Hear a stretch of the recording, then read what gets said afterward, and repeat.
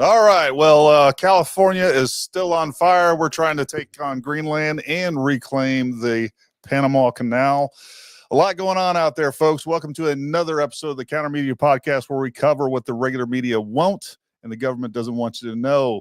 I'll go ahead and bring in my co-host, Chris from Australia. He's down there fighting kangaroos left and right. All the kangaroos are still trying to take their guns. Chris, how's things going on down there? Yeah, they're going pretty good. Besides the guns and the kangaroos, at least we aren't suffering through these kind of heavy fires in California. Pretty crazy stuff. Yeah, absolutely. Doesn't look like it's going to let up anytime soon. Definitely not with the winds and all that. The level of management and state management and resource management that they have going on down there in California, that's for sure. I want to go ahead and say hello to everybody over there in the comments right now. We got Metal Seer, Mike Hinn, Mechanic 350, Chad Wyckoff, 07 Black Dog. We got several other folks out there. Make sure you say hi. Make sure you go ahead and hit that like button right now. But if you are tuning in right now, whether you're on Rumble, Facebook, X, and YouTube, make sure you say hello, and we will make sure that we include you in the conversation. Suzanne Greenan, hello to you as well. And again, everybody else, make sure you say hi. Look, we really appreciate you all tuning in, whether you're watching this live right now or whether you wait till after this goes non-live. Look, we want to make sure that you guys are tuning in. I think we've decided that we're going to start doing the Counter Media podcast every evening on Monday and Thursday. And then, of course, if we have some new event comes on that we want to jump on and discuss right away, we'll do special episodes as we see fit with that. With that, make sure you subscribe. And also over there is the alert icon. Hit that bell, and then also make sure you tap all so that you're alerted when we make new content. Look, one of the things we constantly deal with in social media being providing you the content that we normally do, which is normally 2A content, Liberty content, things that the leftists that run, YouTube and all the other social media platforms don't like. If you give them the option to not alert you when we make new content, they don't. So make sure you hit all. We even still get people saying that they are unsubscribed. So again, monitor that and make sure you tune in every Tuesday and Thursday for the Counter Media podcast on Wednesday. I'm sorry, every Monday and Thursday. And then on Wednesday, we have the Dangerous Liberty podcast at 7 p.m. as well. So we appreciate everybody out there. For those of you, the lost boys and girls over on Rumble, I always say it, and I will try to monitor your questions as well, but I'm very bad at that. So bear with me. If you don't see me answering your questions or comments, jump over to YouTube and do it from there. So, Chris, we got a lot going on, and California is still on fire, and it is crazy to see the mismanagement that we're seeing in California with the amount of taxes everybody pays there, and what they're getting for their money is not very impressive, to say the least. But I think that is this is a case study in taxes in general and how they work. They spend they pay a lot of money in taxes, and you're never gonna, they're just gonna squander that money. Politicians look at tax revenues as an unlimited resource, and anytime they find a new pet project, they're going to divert funds to that.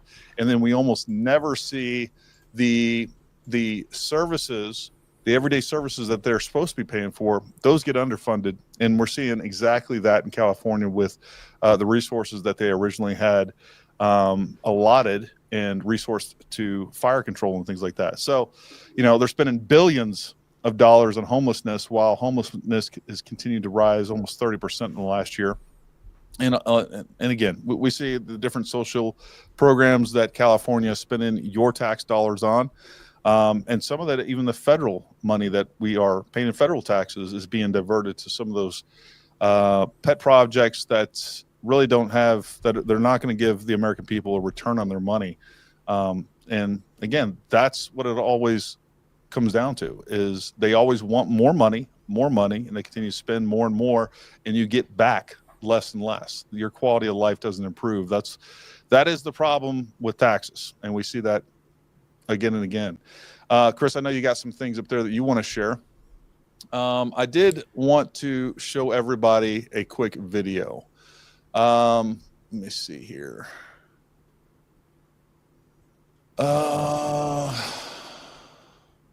Well, I don't know why it's not allowing me to pick a video file. There we go. Video file. One of the concerns that people keep talking about when it comes to California that's come up time and time again are these 15-minute cities. And I know, and we'll talk a little bit about that tonight, but I want to share with you this video that we have of Gavin Newsom that I saw today that really I found disturbing. So we'll go ahead and play this real quick. Myriad of issues. I was just talking to Josh Green, the governor of down in Hawaii, who had some ideas around some land use concerns he has around speculators coming in, buying up properties, and the like. So we're already working with our legal teams to move those things forward, and we'll be presenting those in a matter of days, not just weeks. Over the course of the next several. So there we have Governor Newsom talking about buying up properties and having speculators come in and invest and buy up properties. And he goes on this other interview at a separate time that talks a little bit more about some of the same things, which again, I find very, very concerning, and it definitely doesn't put to rest some of the conspiracy theories around these fires. Years, Los Angeles will be host to the World Cup and then the Super Bowl and then the Olympics. With this rebuilding effort needing to take place, is LA going to be ready for all of those global events? My humble position, and it's not just being naively optimistic, that only reinforces the imperative moving quickly, doing in the spirit of collaboration and cooperation.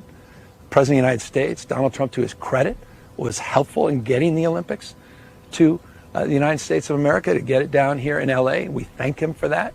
This is an opportunity for him to shine, for this country to shine, for California and this community to shine. The opportunity with all of that and all that opportunity and that pride and spirit that comes from not just hosting those three iconic games and venues, but also the opportunity, I think, to rebuild at the same time. And that's why we're already organizing a Marshall Plan. We already have a team of looking and reimagining LA 2.0, and we're making sure everyone's included, not just the folks on the coast, people here that were ravaged by this disaster. You just said you're organizing a Marshall Plan for the rebuilding of California. What is that Marshall Plan? Tell us about this Marshall Plan. We're just starting to lay out. I mean, we're still fighting these fires. So we're already talking to city leaders. We're already talking to civic leaders.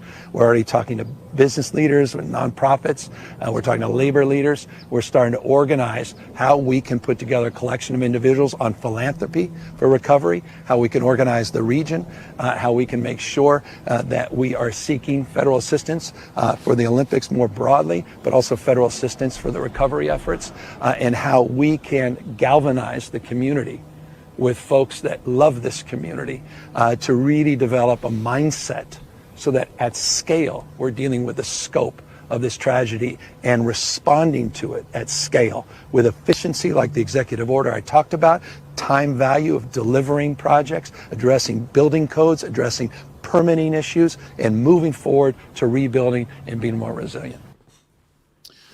So, yeah, you know, sounds like they got some big plans for the rebuilding and reorganizing and reimagining, as we often hear from the left, of what LA should look like, as opposed to actually getting down to, you know, just making sure that the homeowners are taken care of, where they can rebuild exactly what they want to build, because that's how they bought it. But I guess we're going to have to wait and see what really, how it all plays out there in California. But everything he just said gives me goosebumps and scares the crap out of me for folks living in California. Yeah, it does seem a little tone deaf, because surely he's aware of some of the, you know, so-called conspiracy theories about Hawaii and buying up all the land, and some people sort of taking advantage of that situation. And, you know, surely that's not what we should be, focusing on right now. I wouldn't be surprised if they would take advantage of this situation, without having to go to any theory about them, setting the fires for that purpose or whatever. But if they're happening, I'm sure they will, take advantage of it to redesign the city how they want and do some kind of deals with developers and all kinds of stuff that I probably fully don't understand. But yeah, it gives me a bit of a funny feeling as well.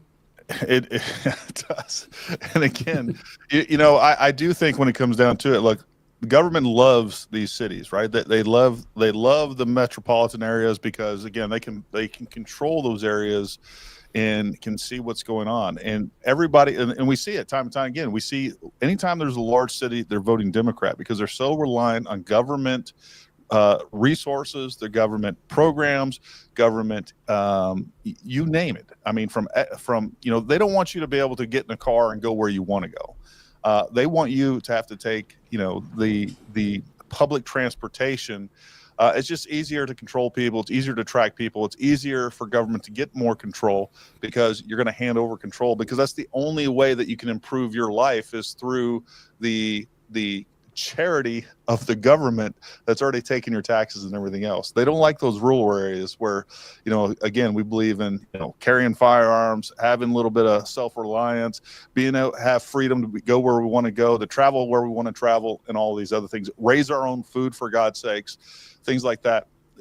They're not big on that. That doesn't align with their ability to manipulate and control the masses. And I think that's something that people just need to be aware of.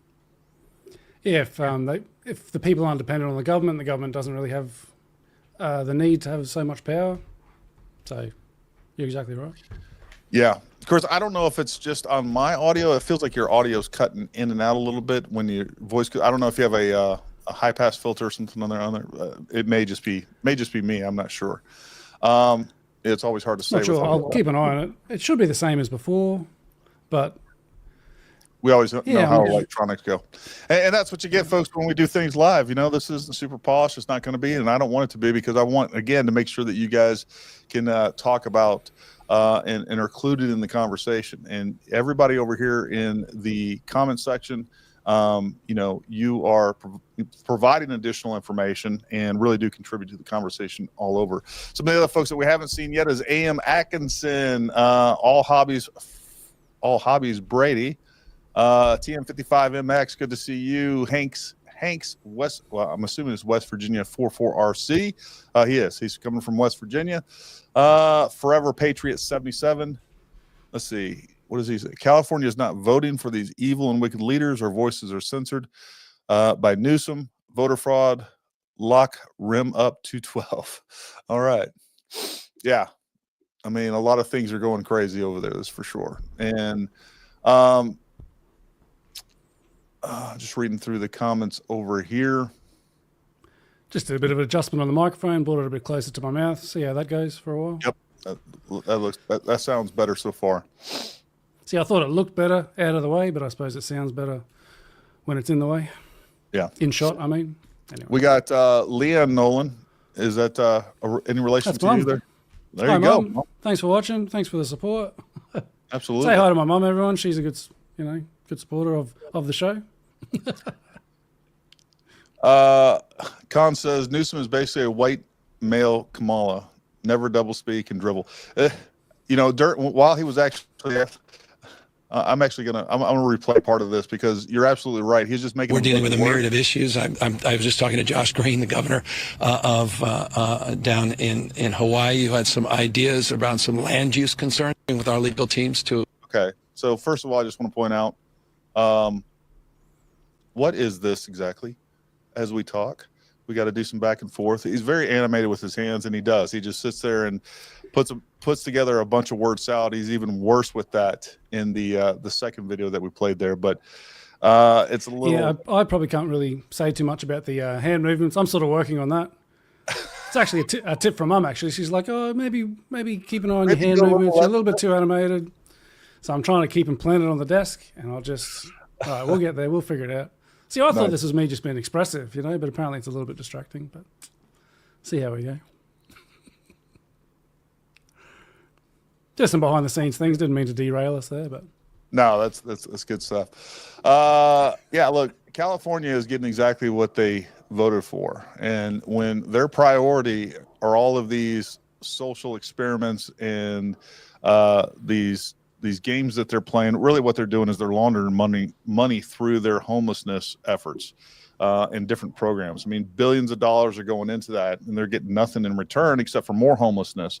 They're spending money on homelessness, and they're getting a great return if that is their goal, because they're getting a lot more homelessness out of that.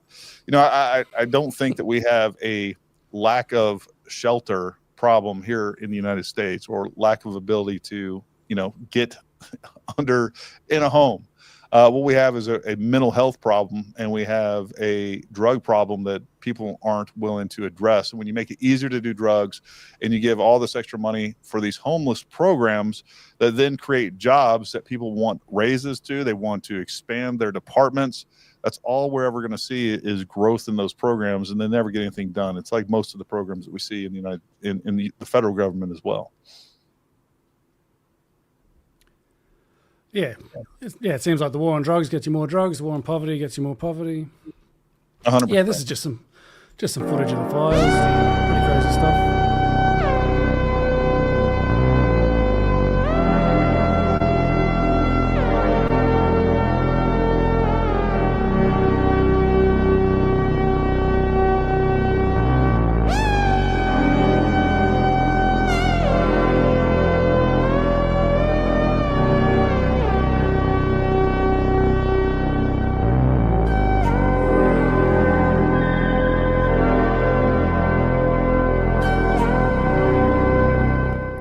This was posted by, it's filmed by Alex.4C from his Instagram or whatever. It was posted by two influencers, that Mario, I forget his last name, and Ian Miles Chong, and they both had the exact same comment. This is not a movie, this is Los Angeles. Like word for word, same comment. I just thought that was... Some of these influencers, I'm not a huge fan of. And yeah, they say literally word for word the same thing. I mean, I suppose it's possible two people could independently find this footage, post it with the exact words, this is not a movie, this is Los Angeles. But I dare say they're sort of, I don't know, reading from the same influencer script or whatever it is. But yeah, just some footage of the fires. Pretty crazy stuff. We've got quite a bit. Yeah, and you know, when your house is on fire and it's burnt down, the last thing that you want to hear your governor talking about is worrying about the Olympics. You know, like let's get these homes rebuilt. Let's prioritize the people in the communities as opposed to worrying about all these other things. You know, I feel extremely terrible for all these people, and you know, and we do know that, you know, most of LA in this area that is burning is primarily extremely affluent, right? But there's a lot of those folks that have everything they own tied up into those homes. You know, not everybody out there is just filthy rich. They're probably not going to get compensated through insurance for this. We know that we've talked a little bit about how fire insurance has been canceled on most of these people, or a lot of these people. You know, I don't even know where these people are going to go. Yeah, there was a question at one of the presses about, will there be any compensation from insurance companies or the government about the people that have to, like, they're out of pocket, besides all this devastation, but paying to rent somewhere and all these other sort of expenses. And they didn't really answer, but I guess the answer is probably no. But you never know. But yeah, pretty tragic situation for everyone. I don't know where you want to go next, but we've got the that fire chief slamming the budget cuts and the mayor sort of response. It was a pretty interesting story. So yeah, play that. Share that. Where are we? Stop sharing. Bear with me. Eventually I'll figure out how to use OBS camera, and then I can sort of manage all these sharing things a little bit better. But for now, we're just making do with the StreamYards. Yeah. Where are we? Yes, I shared that one. Where are we? 130. Okay, so we actually showed in the previous... I don't know if when you show videos, I don't know if it's worth having us in the side, unless there's something to read. It's probably always good to show our beautiful faces on the side. I don't know. That's my production suggestion. But previously we showed this lady had said before that she's complaining about the budget cuts, but then the mayor had since said that wasn't a factor. So she was asked again in this interview, and she basically said, well, no, it was a factor, obviously. So the mayor's full of crap. The budget. There's so much talk about it. It was cut 17 million. It was cut this. It wasn't cut at all, according to one newspaper. Was your budget for the fiscal year 2024-2025 cut? I can tell you, I'm going to even go back further than that. Again, since day one, we've identified huge gaps in regard to our service delivery and our ability from our firefighters, boots on the ground, to do their jobs. Since day one, this is my third budget as we're going into 25-26. What I can tell you is we are still understaffed, we're still under-resourced, and we're still underfunded. So with that, whether it's $7 million, $10 million. But was the budget cut, Chief? Yes, it was cut. And it did impact our ability to provide service.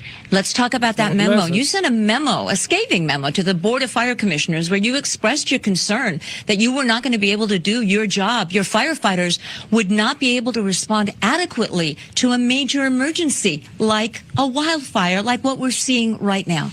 Right. So understanding where our services gaps are, number one, is understanding where our firefighters need in regard to their equipment. Now, let's focus back on what our people need, and what they need to be is properly funded and equipped.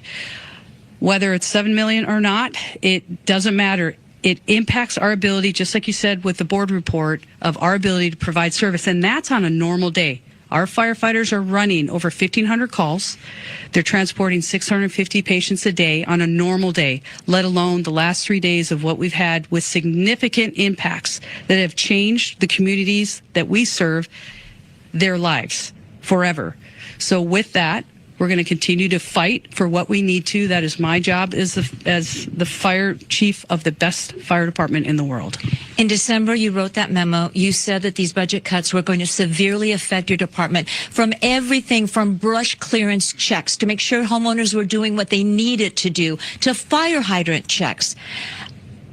And yet you heard the mayor just yesterday say, no, those cuts did not affect the ability to serve and would not have changed anything in this situation. What is going through your mind? And I know this is difficult. There are a lot of politics at play. You are not a politician. You are the woman responsible for all these men and women at LA City Fire and for our residents in the city of Los Angeles. When you hear the mayor say it didn't affect anything at all, what is going through your head? If you can share that with us. Sure. So just full transparency.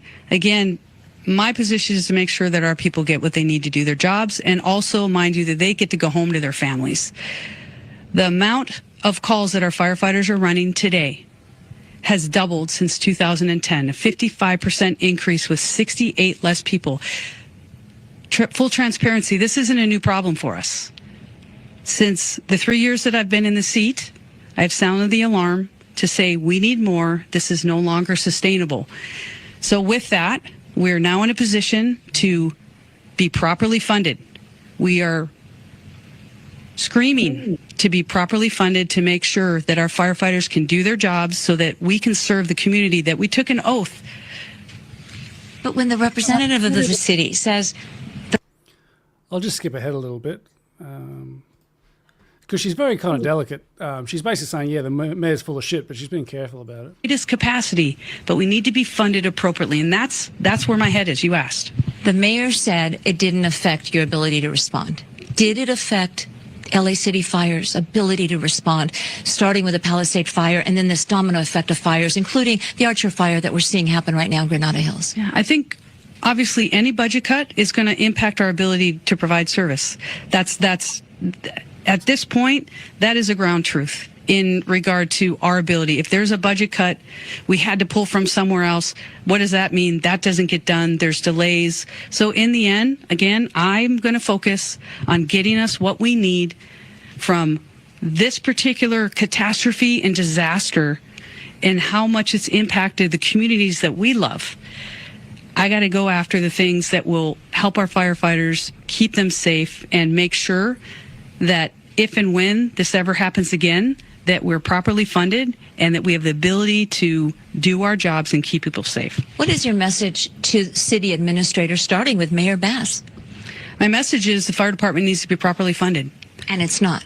It's not at this point, and we've got the justification. We know where our gaps in service are. We know we need 62 new fire stations. We need to double the size of our firefighters. The growth of this city since 1960 has doubled, and we have less fire stations. Let's repeat. Just have one more comment that I wrote down the time for, talking about the water issue, because there's been, I think, some conflicting reports about whether the water was available, water wasn't coming out of the fire hydrants. She sort of comments on this here, and there's a few things that are interesting, but one in particular, She says the line here, I don't know how the water gets to the hydrants. And I'm not sure if that's shouldn't the fire chief know how the water gets to the hydrants? I'm not sure exactly how that works, but you would think that would be kind of an important bit of information there. Yeah. So I found this next section a bit odd. Reservoir was closed to repairs and it was empty. 117 million gallons of water. If you could please ask her regarding the Times article that came out that the Santa Ynez Reservoir was closed to repairs and it was empty. 117 million gallons of water could have been used in this fight. The question is about the Santa Ynez Reservoir being empty.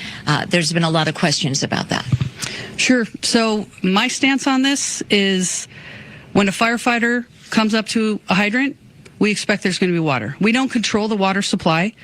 Our firefighters are there to protect lives and property and to make sure that we're properly trained and equipped. That's my position on this. So if there's no water, I don't know how the water gets to the hydrants. Please defer that to DWP or whomever controls that part. But I can tell you the resiliency of our firefighters, if there's no water, they're going to go find water. They're going to figure out a way to do the best they can with what they've got in a very dynamic situation. And I know you expressed concerns that those DWP hydrants would not be inspected thoroughly because of the budget cuts. That is something to discuss, and we're going to look into that in regard to how we can ensure there's going to be water when we need it. But in the end, I'm going to defer that to DWP and whomever else controls the supply. I can guarantee you that when our firefighters showed up on that day with what they had, they did absolutely everything they could do to rescue and to save people's lives and property. And that's the bottom line. Now let's get them what they need to do their jobs. And let's get them water, Chief, because I was with your firefighters and they literally were watching a house burn down with pain in their eyes, not being able to do anything except pull water from a swimming pool to try to save a nearby structure that wasn't burning, and literally watching a house burn to the ground because they had no water. That's exactly right. But did they continue to work? And did they continue to do what they had to do the best they could with what they had? Yes. Chief Follow-up. Crowley, thank you very much for talking to us. We appreciate it. I believe we have a follow-up question from the studio. Question on that reservoir issue. Is the fire department aware of when these resources are depleted, just like that reservoir had no water? Was she aware of that fact, that it was under construction and there was no water there? Sandra Endo, one of our anchors, wants to know if the department is advised that the Santa Ynez Reservoir was going to be emptied. Were you aware that there was no water there? No, we weren't aware of that. They don't have to advise you? Not that I'm aware of, no. So you had no idea that there wasn't such needed resource? No, we weren't. All right. Chief Kristen Crowley again.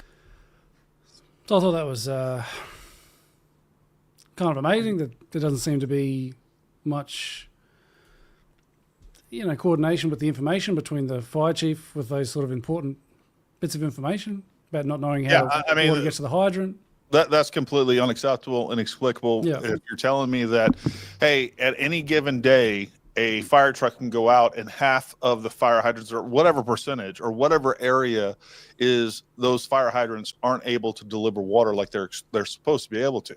So, you waste all this time of spending millions and millions of dollars on these fire trucks. The fire trucks gets there and they go to one hydrant, they go to the next hydrant, they go to the next hydrant, and none of these hydrants can provide water. I mean, somebody should not only lose their job, but be prosecuted over that. And that's the biggest problem that we have in government time and time again, is that we have no accountability for massive failures that lead to losses of life. And this is what we're seeing. We're seeing a loss of life and property, and no one's ever going to get fired. No one's going to be held accountable. The worst case might happen is the mayor won't get reelected. And that's what we see. And this brings me to another thing, just watching her and talking about how they need more firefighters and things like that. I don't know what their numbers are, but what I do know is that we are, look, there's this big push to get more women involved in firefighting and in policing and things like that. That's fine. I don't care. I don't think, well, here's what I'll say, is that you got to have some very extreme physical fitness standards for these. The same thing goes with special operations. We've talked about this in the past as well.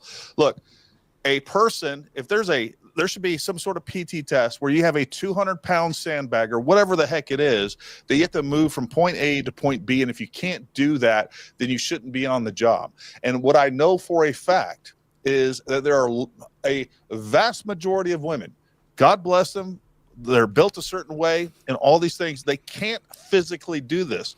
That is the way that God designed you. Or if you want to go with the other part of that, that's the way you're designed from an evolutionary standpoint. You're not designed to carry the weight that men are, and you can't do it. So if a female firefighter goes into a room and there's two people laying there, or a mother and a child, and they have to make the choice of being able to take one of them, or a 240-pound man when they weigh 180 pounds and can bench at most 100 pounds, and like, hey, you know what? Hey, I'll be right back. I'll go get help.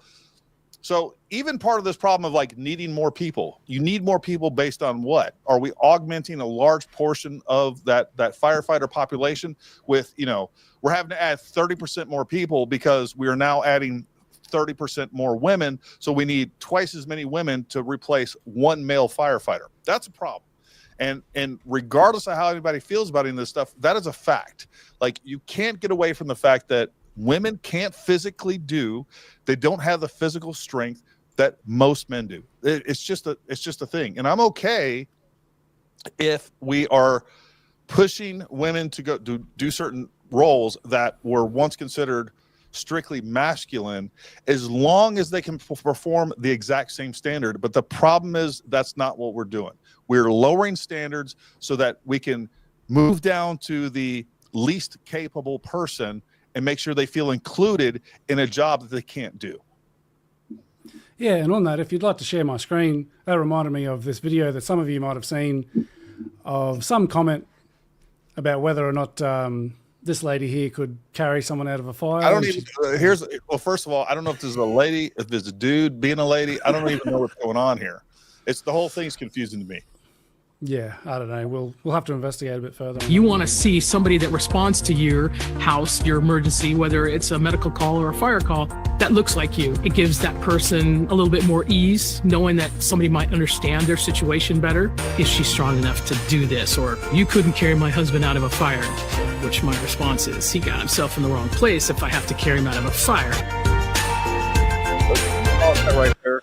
I mean, how ridiculous of a freaking statement is that? No. If I have to carry you out of fire, it's your fault, dumbass. Not that you were overcome by toxic fumes because you were trying to save your family, and now you got your family out, or several members of your family, after you rushed in the house 3 or 4 times without a respirator or any other thing. But now that you're passed out here in the hallway, you're too big for me to carry out, and it's your fault. What a shit answer that is. And this is the whole that's how this whole DEI thing is reacted to. That's just a standard or a similar statement that we see time and time again. It's your fault that you don't understand this. Oh man, that drives me nuts right there. Yeah, so understandably, that clip was sort of going around. People weren't too happy. I'm not sure exactly who she is. She might be related to the California Fire Department. I'm not 100% sure about that. But it just reminded me when you were talking about that, there was a clip from that Whitney Cummings, the comedian, and she was speaking about the California Fire, and she said something to the effect of, we've got 3 lesbians in high positions in the fire department to do with California. I haven't double-checked that. I'm not sure who she's referring to. I'm guessing this Crowley might be one. I don't know. I don't want to judge or whatever, but she's a fire chief. And possibly that's another one. I'm not sure. I don't know if that's a dude on estrogen or a woman on friggin' testosterone. Like, I hate watching any sort of video where I don't even know what's happening here. It's completely ambiguous to even what I'm looking at. It's funny because at the start she's talking about you want to see someone that responds to your house that looks like you. I guess that's some kind of DEI thing. Like, maybe you want black firefighters for black people. You want women so women feel more comfortable. I think specifically, but I don't know who she looks like. Or he looks like exactly. Yeah, I think this was clearly targeted toward the LGBTQ community. Like, what she's really saying is, you want someone You're a drag queen, so you want someone to show up that's also a drag queen. No, I don't care what your sexual orientation is. When you're in an effing fire, all you want is a person that can capably pull you out of said fire and save your life. You don't care what they do on the weekends or who they sleep with or anything else. You just need to be physically capable. The whole thing's ridiculous, and it's gaslighting of the worst sort. AMX says Newsom set up a donate to the firefighters and donate button links you to his fundraising page on Act Blue, who takes just under 4% of the donations. Yeah, I saw that. That reminds me of I was also just preparing for this. We've also seen that I got it right here. Apparently Newsom cut $100 million from the budget to begin with. And this is what, $100 million from the budget for firefighting to begin with, just prior to these fires. So $28 million cut from multiple state conservancies that expand wildlife resilience, $12 million cut from home hardening experiment that would protect homes from wildfires, $8 million cut from monitoring and research spending, mostly dedicated to Cal Fire and state universities. A $4 million cut from the Forest Legacy Program, which encourages landowners to manage their properties. $3 million cut from funding for an interagency forest data hub. So, just prior to this, we saw apparently the LA fire was actually had their budget cut. I don't know how much those budget cuts were, but obviously at a state level, he cut the budget as well. So again, that's what we're going to continue to see is mismanagement from every politician. I don't care if we're Republican or Democrat. The problem is that neither one of them do a good job managing resources, which is why they don't deserve more money or more tax dollars. That's the thing that we have to keep in mind. Exactly. You can probably people can probably make better use of their own money than the government can. Yeah. But people are talking about maybe private security and possibly private firefighting services. I don't know if that's a valid sort of issue. But just on that fire chief that we showed before that said the budget cuts did affect the response, despite what the mayor said. So the mayor responded, I guess, because there was a story in the Daily Mail that the mayor actually fired her after that. But I don't think that's true. But I think she was called in the office. I imagine they would have had a sort of tense conversation.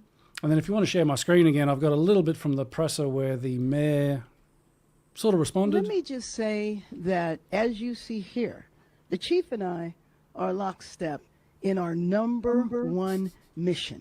And that mission is to get us past this emergency right now. We want to make sure that we save lives, we save housing, we save businesses, and if there are differences that we have, we will continue to deal with those in private. Thank you. No.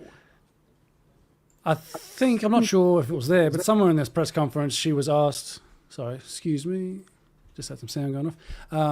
She was asked, did you fire the chief or something? I think she said no. I don't know if it was there, but I don't know if it was there, but she did confirm, or it's been confirmed, that the chief was indeed not fired. But you can just imagine the conversation they would have had. And then in the end, she says, in future, she'll keep her mouth shut, basically. We'll discuss problems in private. Yeah. Which is, what a response to all that of, you got your fire chief that says you didn't have the budget, you didn't have the right funding. She's been saying this for ages. She said it did affect the response that we're seeing now, despite everything the mayor and a few other people said.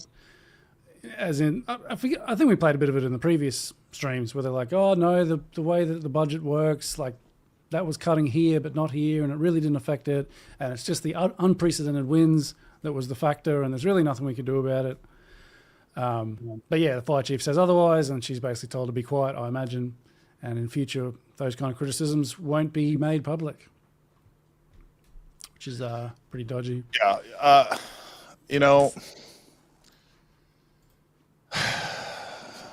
I don't even know how to respond to so much of that. I mean, look, I agree that, within a competent command team of any sort, you do need to keep things internal and not throw leadership under the bus.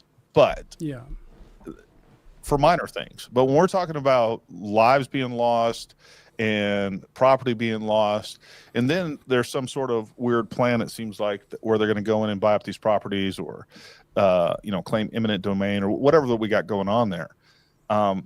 Look, I think the American people deserve to know the truth. And clearly, when you are saying, like, those two, the statement of, hey, we have enough resources, but we can't contain the fire, those two things aren't congruent with one another, right? One of those two things can't be correct. Now, you may not have the resources because you spent all of your money doing stupid shit, as opposed to, doing a thing that you were tasked to do, or we, the American people, or the people of California, trust you to do, and that was protect their property from fire. But to say that you don't have the resources, or to say that you have all the resources but yet you can't contain the fire, those two things don't make sense. So the people of LA can start to choose better politicians, I guess, and people that are managing their state, local emergency services and things like that, because what they're getting what they voted for. I don't know what else to say. Yeah, hopefully. But then again, I'm not exactly sure of the candidates over there. Maybe they don't have too much to choose from. That's kind of the failings of sort of politics and so-called democracy. You just don't have too many good people to pick from usually. Yeah. Well, we all know everybody knows what DEI stands. You know what DEI stands for, right? Was it DIE? Is it? No, it stands for. I was thinking of the other. Didn't earn it. That's what it stands for. Yeah. But it's true though. When you're hiring or you're voting for people where their priorities are DEI or these other social initiatives, then you can just expect them to not be very good at actually managing resources and managing a city. I mean, that's what you should just come to expect. But the fact is up until this moment, a lot of the people in LA thought all those other initiatives had a much higher priority than their personal safety and security. And I think they're learning the hard way. Just with the idea of the water, because there is some sort of, we heard, that the fire chief was asked about the water problems and not knowing how the water gets to the hydrants, and the hydrants weren't really working and all that. Just as a possible counterpoint to that, if you share my screen, Elon Musk went there. I imagine he's supplying some Starlink things to help with internet. I'm going to share your screen, but I think this is worth a comment. I'd rather die than have that person carry me. I think there's some truth to that. I'd be like, put me down. Don't you dare save me. Would be too. I do not consent to you touching me. Exactly. All right, play what you got there.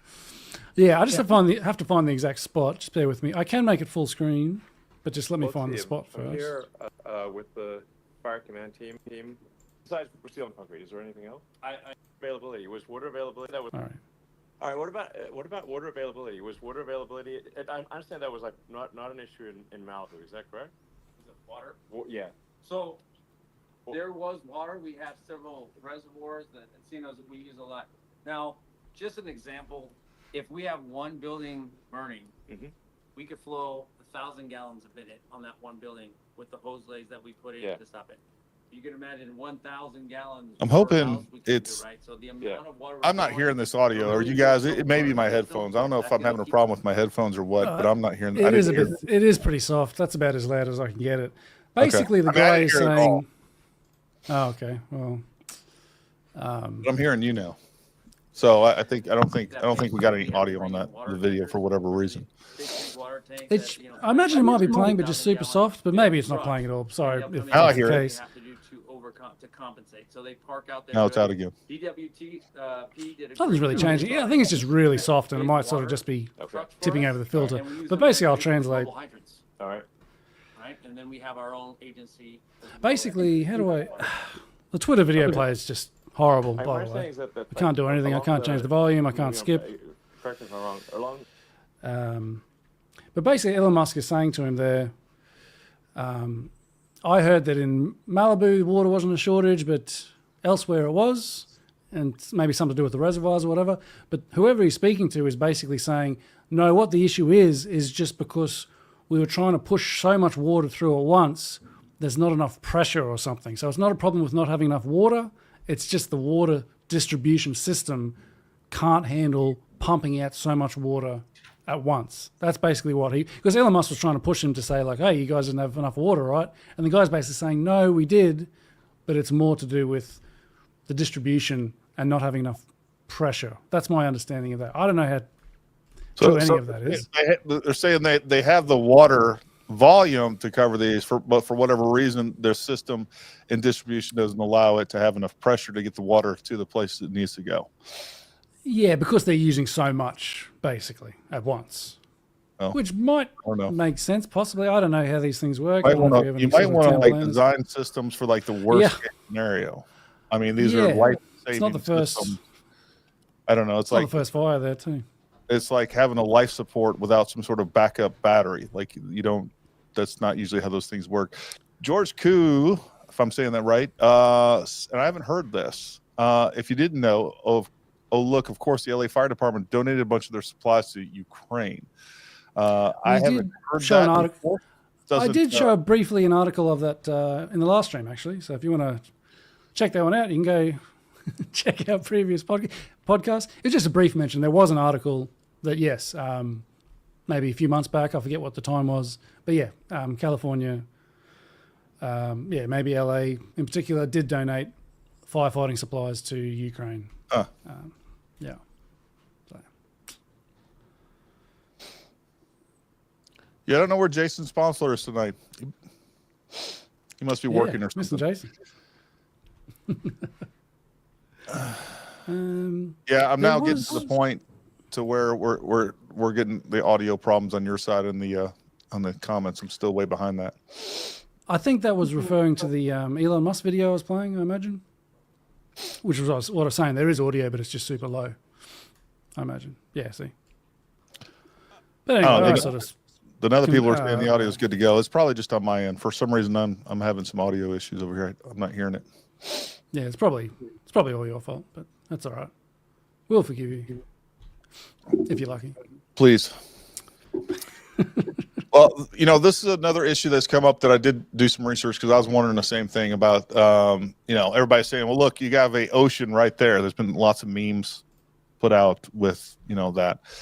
There is a problem with fighting fires with salt water, right? So as soon as they start dumping salt water all over it, number one, the equipment they use to pump it and the planes and the systems they use to get that water and deliver that water are greatly affected by the salt water through corrosion. But on top of that, once you start dumping massive amounts of salt water, you can pretty much expect nothing to ever grow, and it can completely destroy the ecosystem. Now, of course, at some point, you got to weigh the options. Hey, what else destroys an ecosystem? Fire. So, but they could be getting some desalination plants, and I think that's something that they could be doing. But again, they weren't prepared for this at all, so that's kind of a moot point. Speaking of that, probably good to share my screen. This is a good video, and it's also kind of funny. Basically, this is footage of some planes that come in and scoop up the water and distribute it, which is an interesting point. And then it's also kind of funny because this is just a guy watching it and just being amazed. So it's informative and kind of funny. So here we go. Look at this American badass right here, son. That is an American badass. Look at the Pacific, how rough it is. He don't give a shit, son. He's like coming down in there. I got it, Captain. Watch, he's gonna skim it right across the Pacific, son, and load that belly full of water. That right there is an American badass, son. Whoa, baby. Look at the concentration. Look at the focus, son. He's got a belly full, Captain, and he's fixing to lift her back up, baby.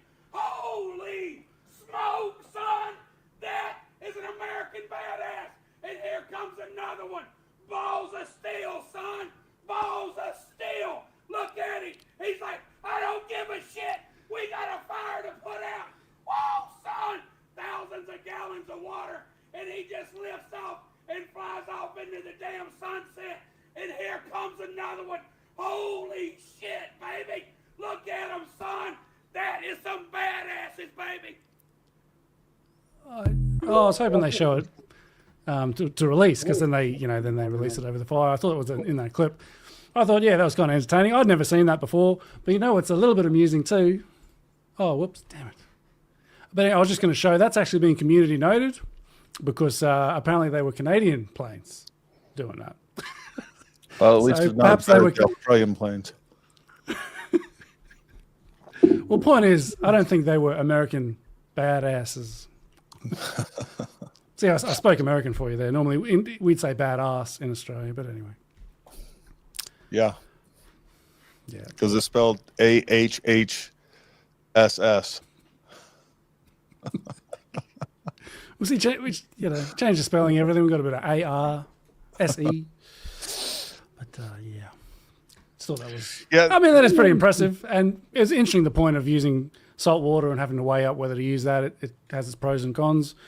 You've got to put out the fire, but then you're going to leave a lot of salt around. Yeah. The other thing that we wanted to talk about as well is kind of put a button on the Matthew Livelsberger issue. There's continuing information coming out on this. Again, it's one of those things. The myriad of issues. His widow just released a letter, and I want to put this out. If you guys haven't seen this, I think it's pretty important. And again, I don't think it adds clarity to this issue at all. If anything, it adds a little bit more confusion.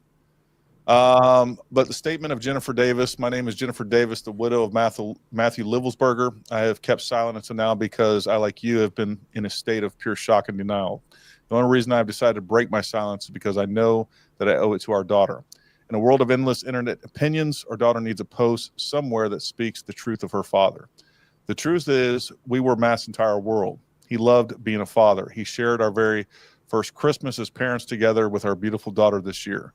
The way that he adored his daughter was something so unexplainably beautiful. The way he cared and attended to my every need before I could even ask or think was just one of his endless qualities that we all have already birthed so many tears of mine in his absence. He loved both of us dearly and deeply. He was selfless and thoughtful. He shielded us and protected us to the very end. My husband's military career and service is and was exemplary and speaks for itself. He was a dedicated soldier and loved his family and his brotherhood with every ounce of his being. Matt was a hero among men who dedicated his whole life to serving our country, and he will be remembered as such. I want to clearly and directly address several pieces of misinformation that have been recently released about my husband and family. First and foremost, Matt and I were in love and committed to our marriage. We had plans and a future with so many dreams that now will be just a memory to seal for our daughter. Matt was not only excited about our future together, but the future of his career and the new job he had started. And in no uncertain terms, did we have any plans or intentions of breaking up or separating. Let me pause that right there for just a second, because that is something that we heard time and time again. We heard that he had been kicked out of the house because of infidelity. We see that he definitely had some interactions with a ex-girlfriend. So again, it's just more mystery, I think, when it comes to a lot of this. In terms of the infidelity thing, I'm pretty sure that just came from one. We did cover it on previous streams, and we showed the articles from the New York Post, which isn't the most credible news source, really. Yeah. And they did just say this is according to sources. So that could be complete nonsense. And there was the article about the girlfriend, and apparently, I imagine it's the FBI told her, and she told the media that they said he was texting. She wasn't the only ex that he was testing. But you never know how true these things are. Yeah. And from the Sean Ryan interview with Sam, going over the email, I think it was Sam said somebody called him. I think it's probably written somewhere on Matt Tardio's page, who I think put out the statement. You talking about the paternity issues? Yeah. So Yeah. someone told them that the DNA didn't match. Yeah. So she's And it seems like that might be a lie. Yeah, she's getting ready to address this right here. Okay, I'm gonna. Yep. Matt was not only excited about our future together, but the future of his career and his new job that he had started. And in no uncertain terms, did we have any plans or intentions of breaking up or separating. Additionally, the paternity of our daughter was never in question and certainly was not an issue in our marriage. I hate even having to clarify that fact, as I find that lie personally slanderous and offensive. I want to be clear for my daughter's sake, the DNA was pulled and verified as a match. Losing my husband has been the most devastating event of my life. Knowing my daughter's life will never be the same and will never really know her father is more than I can process. As you can imagine, the added complexity and public nature of this adds a level of pain and stress that no one can prepare you for. I sit here today still in the unknown, wishing so badly I could go back to our wonderful first and last Christmas that we shared together. As the days have passed, I still do not have the answers that so many of you are looking for. I am desperately searching for them as well. While my daughter and I mourn our hero, we ask for privacy, please. Thank you. So, that kind of puts an end to a really heartbreaking situation that I think speaks to a larger problem of mental health in the U.S. military. And that's if you believe that, he acted on his own volition, right? I know I know many people still question that. And yeah, going back to the original Sean Ryan show, they said the PAO officer actually called and said that at the time, didn't they say it was a son too? I feel like that was said. Maybe they just said child. Maybe in my own mind I assumed son. But they said that the DNA didn't match. And that was originally stating, it wasn't saying that his body didn't match that. He was saying essentially that that child was not his in the context of which they were speaking that. So, yeah, I'm not 100% sure. I think I did remember something about a son, which he doesn't have, I don't think. And A.M. Atkinson says the same thing. Yes, the son. So it just seems sort of irresponsible and just a very bad thing to do, probably all the way around, because we have supposedly this, was it PSO? I forget. Yeah. PAO officer might be wrong, probably wrong for him to put that out. It's possibly wrong for the podcast people to put that out as well. Because just imagine what the wife's going through. This obviously might be heartbreaking. And on top of that, you got people saying, oh, by the way, the kid isn't his. That's probably what's going on.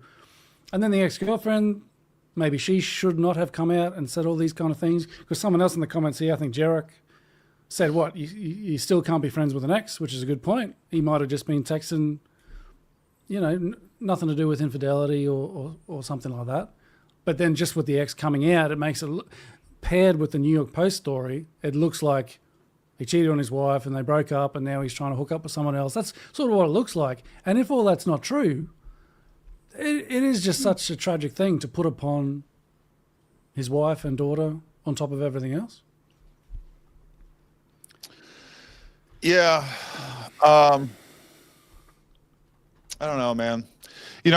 I guess let's break this down one thing at a time. I'll just give my opinion on it. I don't think that Sean Ryan really did anything wrong. I know there's a lot of hate being thrown his way. I think he was presented with a story that he felt he wanted to get out for the sake of public knowledge. And I don't think he did anything wrong there. Even specifically with the comment of, I was told that the kid isn't his, basically. Yeah. I mean, he was told that, and maybe he should pass it on, but if it's not, and it leads everyone to think.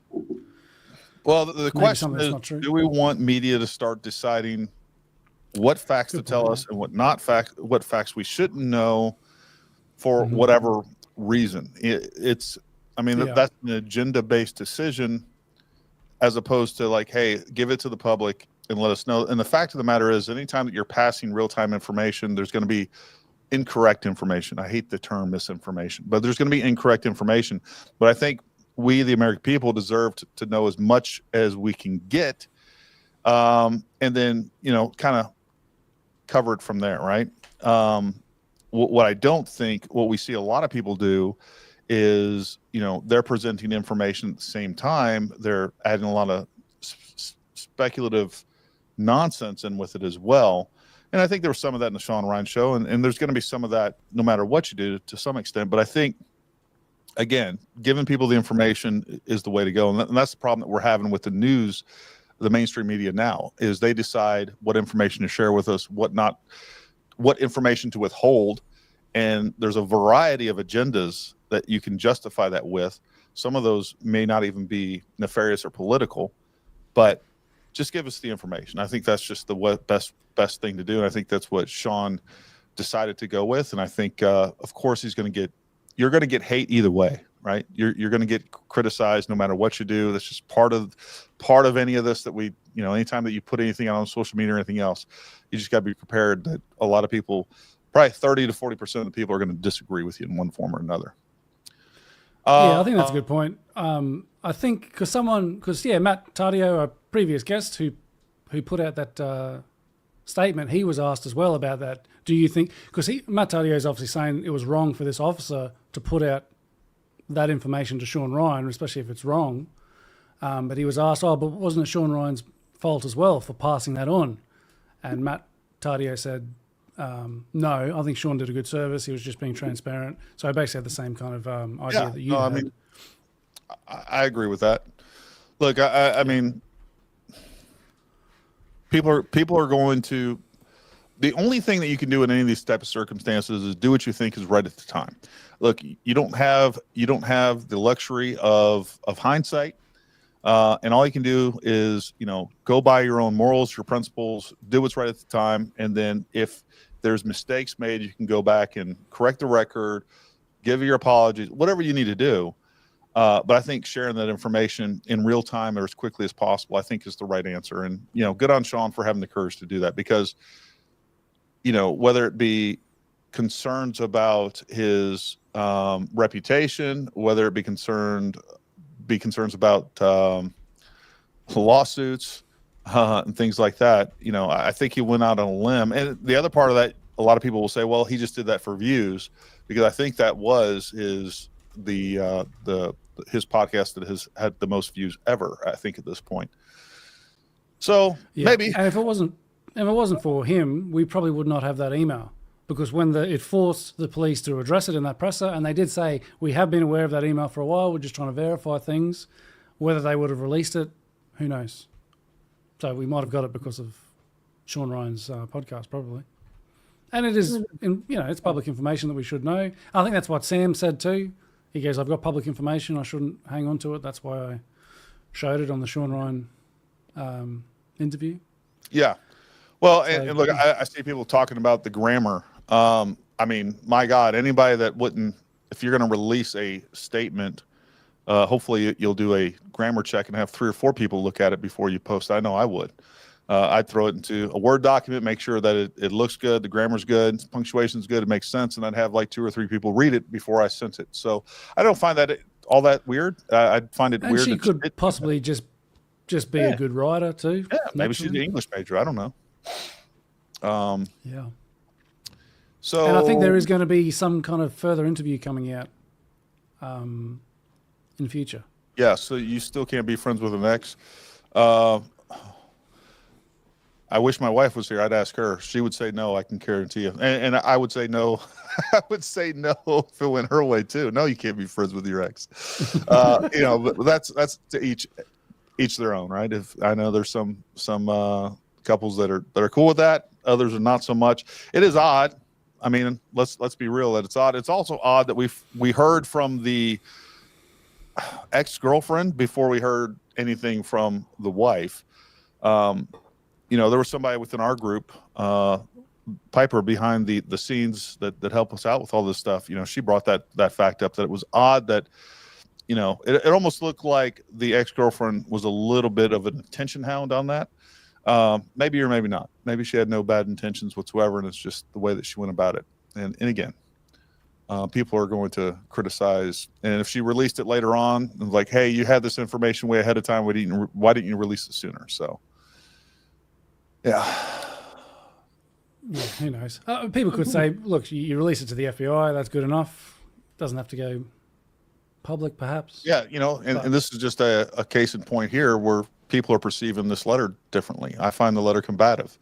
I don't know exactly what you mean by that. Maybe you're saying that she's pushing back on a narrative. It does seem that way. I think she's intentionally saying that she's pushing back on what's being said by the PAO office. It sounds like she's pissed off about that.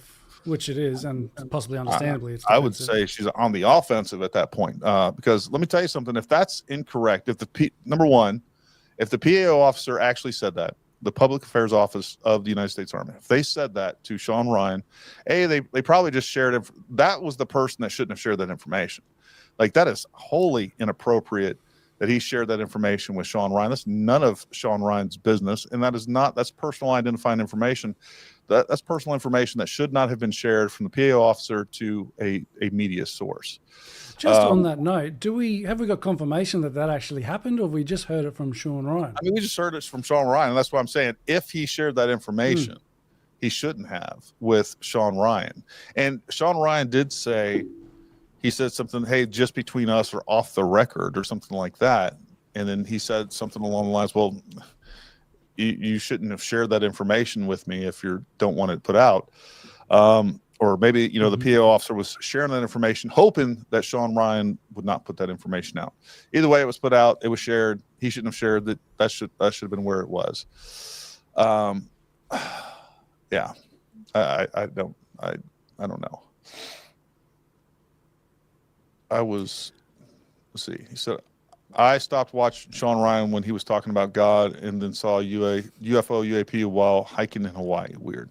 Sean Ryan does get a little weird sometimes. There's no doubt about it. Just on a personal level, he like connects things that seem a little odd to me. Quite frankly, I see a lot of signs of TBI in Sean Ryan. I really do. And of course, he's had some major substance abuse issues. He's had some other things going on. So, I think you got to take all that into consideration.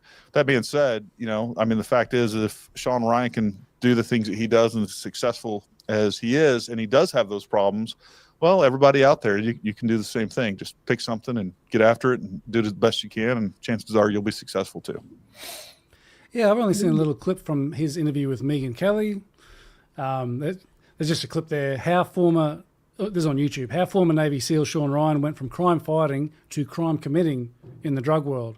And the description says, Megyn Kelly is joined by Sean Ryan, host of the Sean Ryan Show, a former Navy SEAL, to discuss when he went to Colombia and moved from crime stopping to crime committing, becoming part of a dangerous drug world, seeking out the most dangerous places, how he got sober and turned his life around, and more. So I don't know his full story there, but it's obviously an interesting one, because I've seen a little bit of that clip. I don't have the exact timestamp at the moment. Yeah, but he said, he was selling drugs or something for a while. Yeah, that he had built up a network of.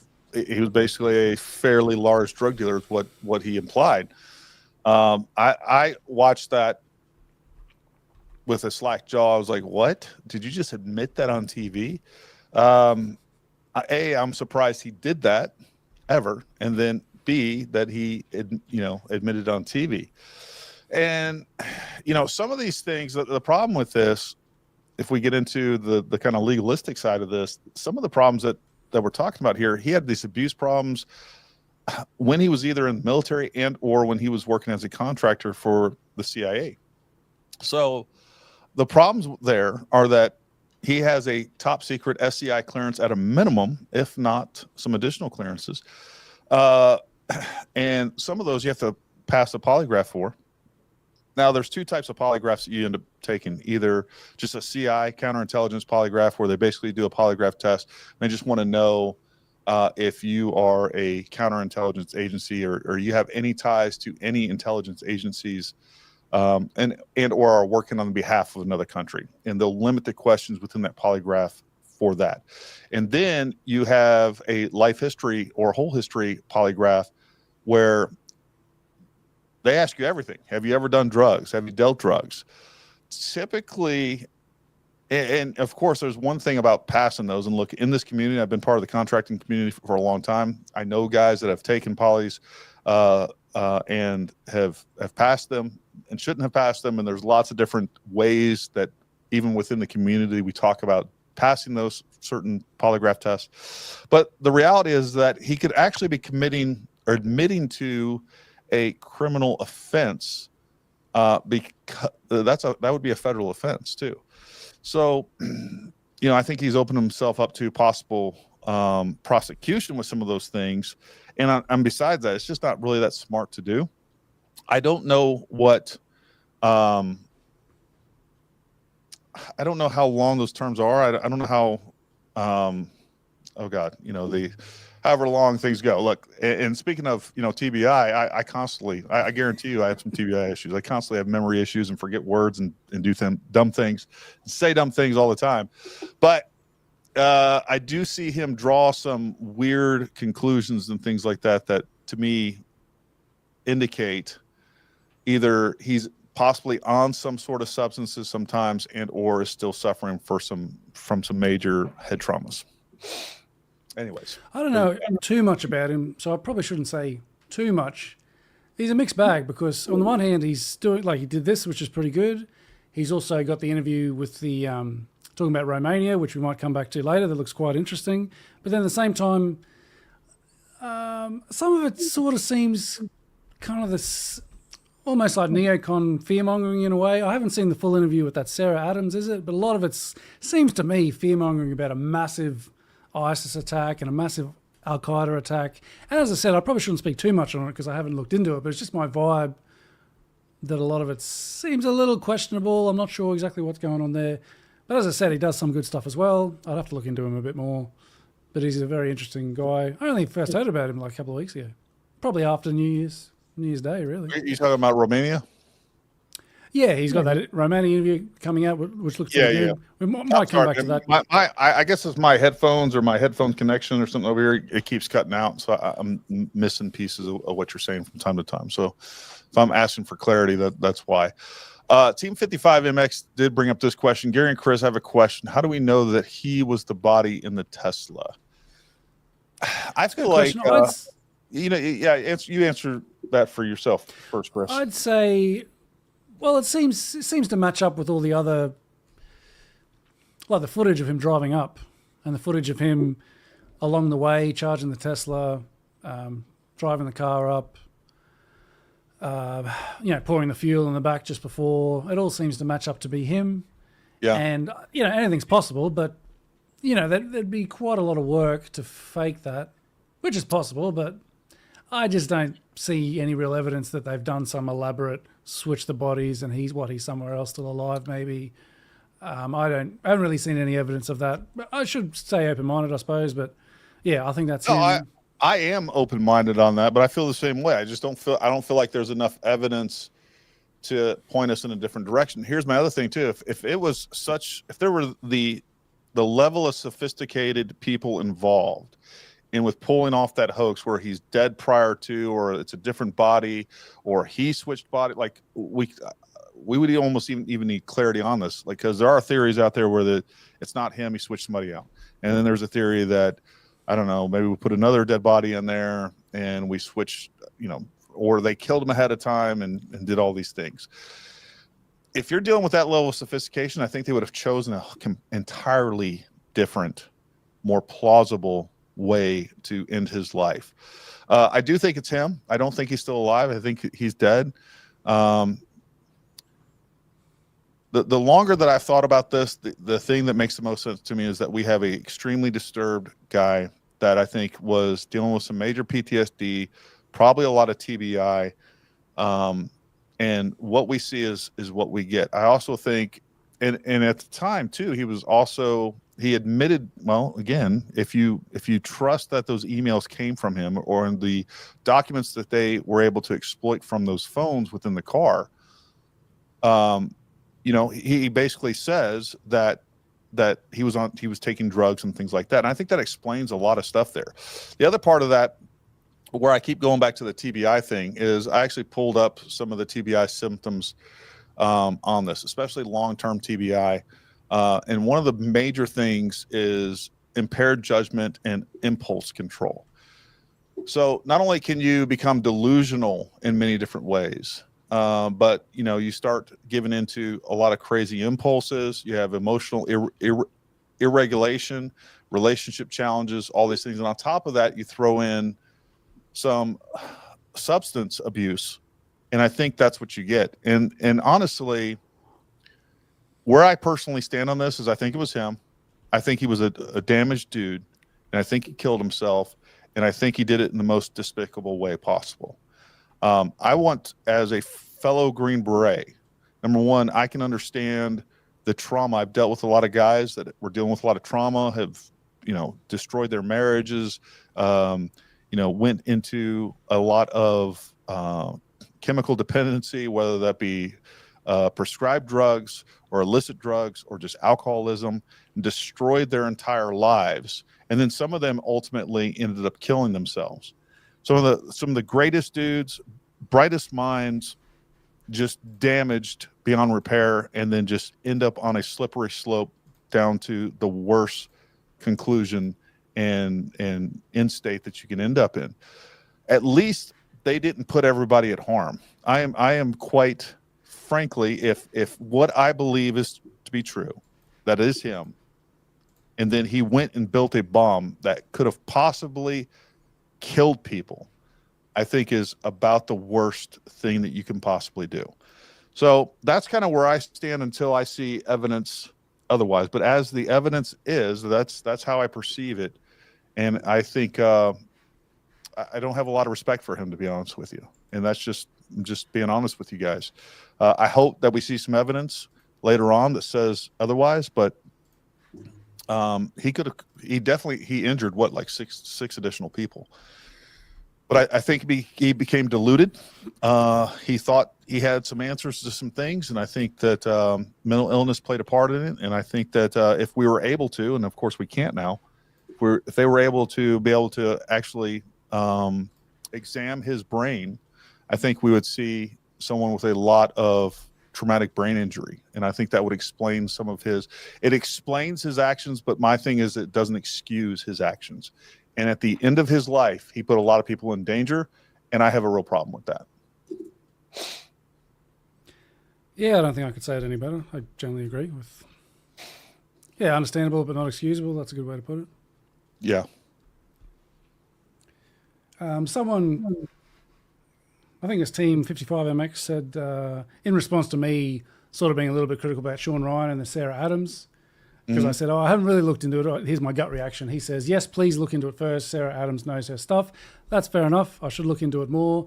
I'm just talking about my gut reaction and my bias, where, because she's a former CIA contractor, I'm generally pretty suspicious of anyone from the CIA, to be honest, especially when it's talking the same kind of points we've heard for a few decades now with the war on terror, and we've got to fight them over there so we don't fight them here, that kind of stuff. That's the vibe I get. But as I said, it's a good point. I should look into it first. I shouldn't say anything. I'm just explaining where my gut reaction, my bias came from, which is obviously not good enough, so I have to look into it. But that's not a bad point. Yeah. Chester Oliver says, we verified it was him and verified he was alive prior to the fire. I mean, we've seen CCT footage. I mean, I don't know what else you would want them to provide. And I know, I know the argument is, well, it could be manipulated, it could be produced.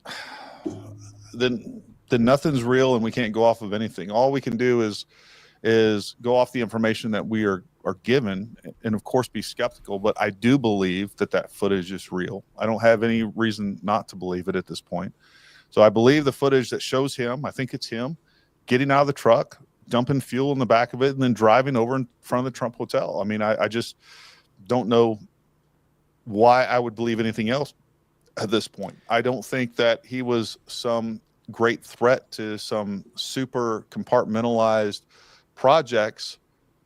Maybe in his mind he was. I don't see that. So I don't think all of this conspiracy theory stuff makes sense to me.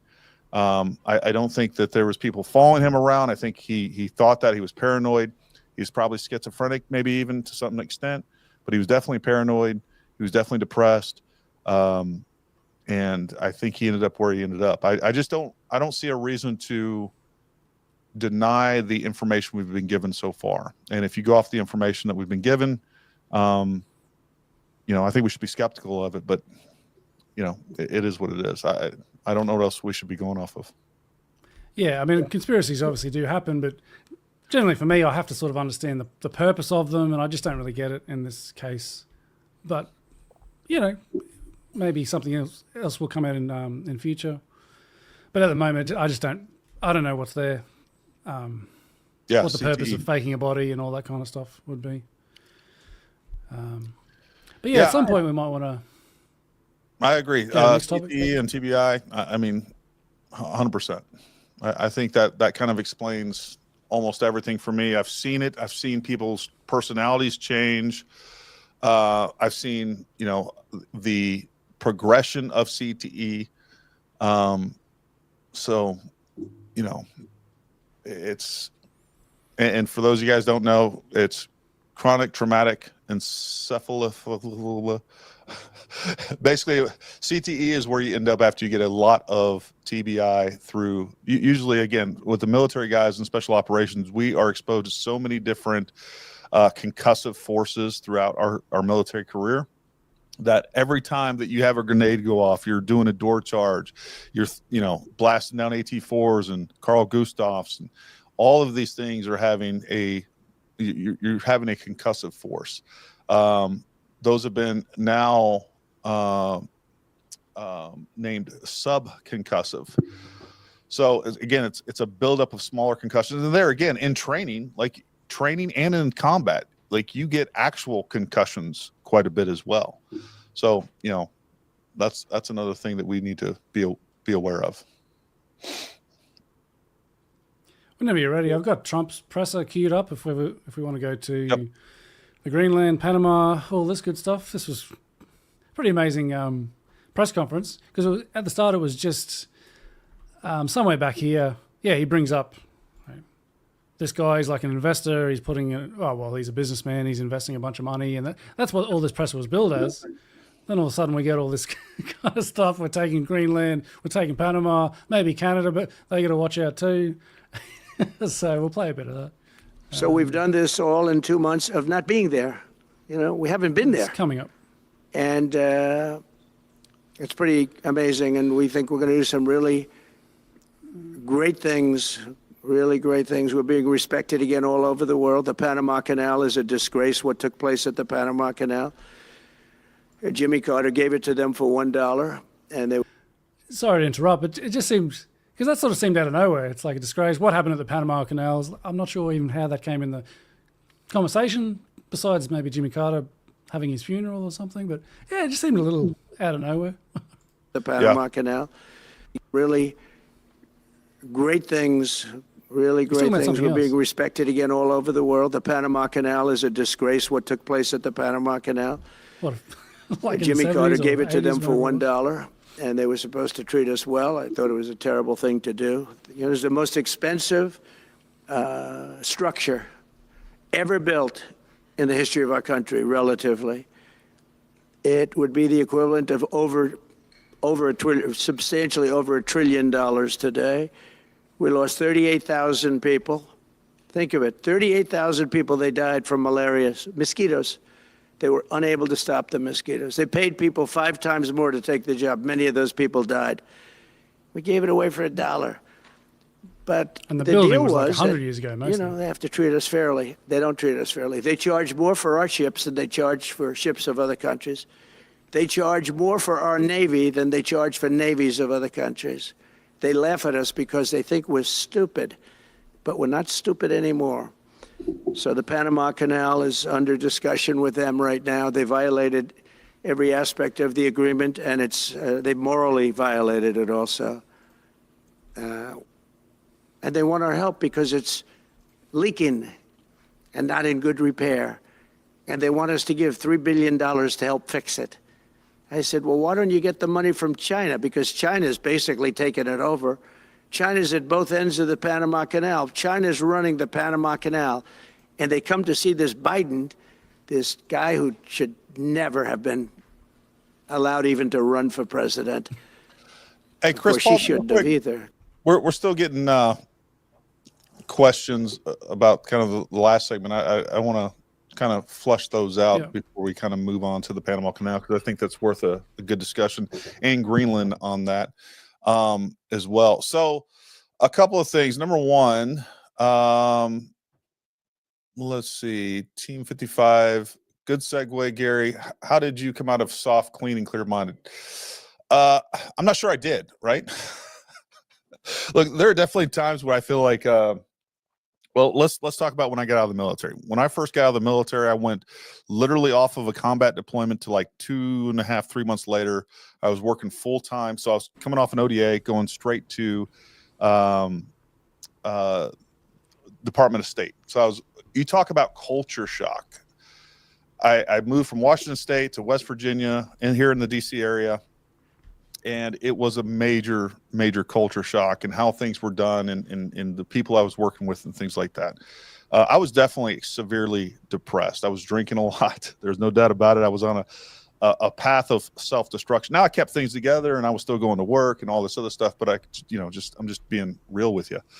Luckily, over the course of a couple of years, I kind of got my shit together, right? And that is another reason that I currently don't drink. I don't think definitely probably the first couple months after, or probably first 2 years I was out of the military, I probably was dependent on alcohol, or at least I'll say this, I heavily self-medicated with alcohol. I never, there's still be times where I would go like a week or 2 weeks without drinking. So it wasn't like I was drinking every day or anything like that. But when I did drink, I would drink heavily. And again, that's when some of those problems would come out. I also had some issues just reintegrating into civilian life and not being used to the slower op tempo. Right. I was used to extremely high op tempo. So there was all these things. And then, I definitely ate a lot of explosions. I'd been involved in a couple IEDs between training and combat. I definitely see a difference in the speed at which I think and even can formulate sentences and things like that. Sometimes it's better and sometimes it's worse than others. So I won't say that I came out unscathed. I was lucky that I had a great wife, and then I also looked around and said, hey, you know what? I can either wallow in my shit, or I can look around and see all the stuff that I need to get done and the people that are depending on me. And that's the problem that I have with suicide. Is it is easy to get stuck in your own crap and forget how many people are depending on you, right? And because it is a very, very selfish act, I think, to ultimately take your own life, because there's lots of people, whether you realize it or not. But I also realize that some people are so messed up in their minds, they don't realize it. And at the time they take their life, they probably think that they're doing people a favor. So all of that's going on. So there's that answer. And then the question that Team 55 MX asked, as a team guy, if Matt was a team lead master sergeant, it's a team sergeant, which I assume is hard to achieve based on open slots that can be filled. Wouldn't his team have noticed his behaviors? Maybe or maybe not. Look, I've been around a lot of good leaders that are a little erratic and a little crazy. I won't even say crazy. They're just different, right?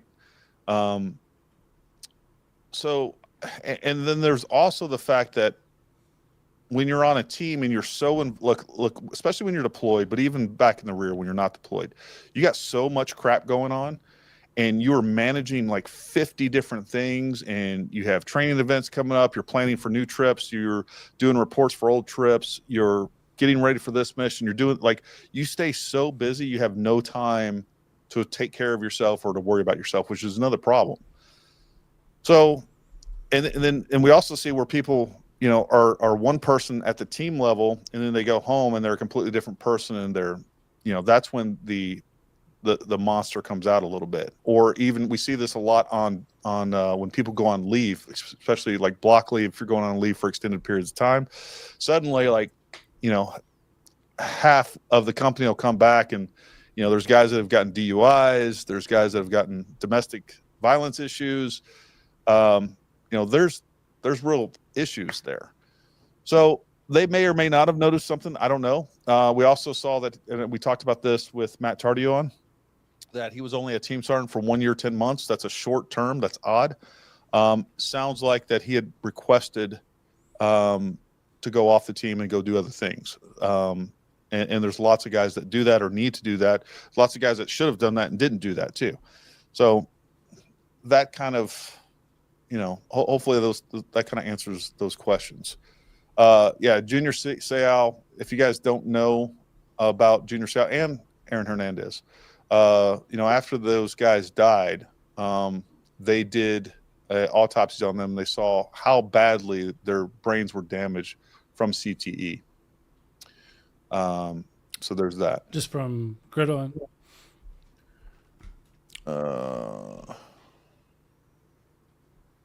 Just looking at some of the other comments.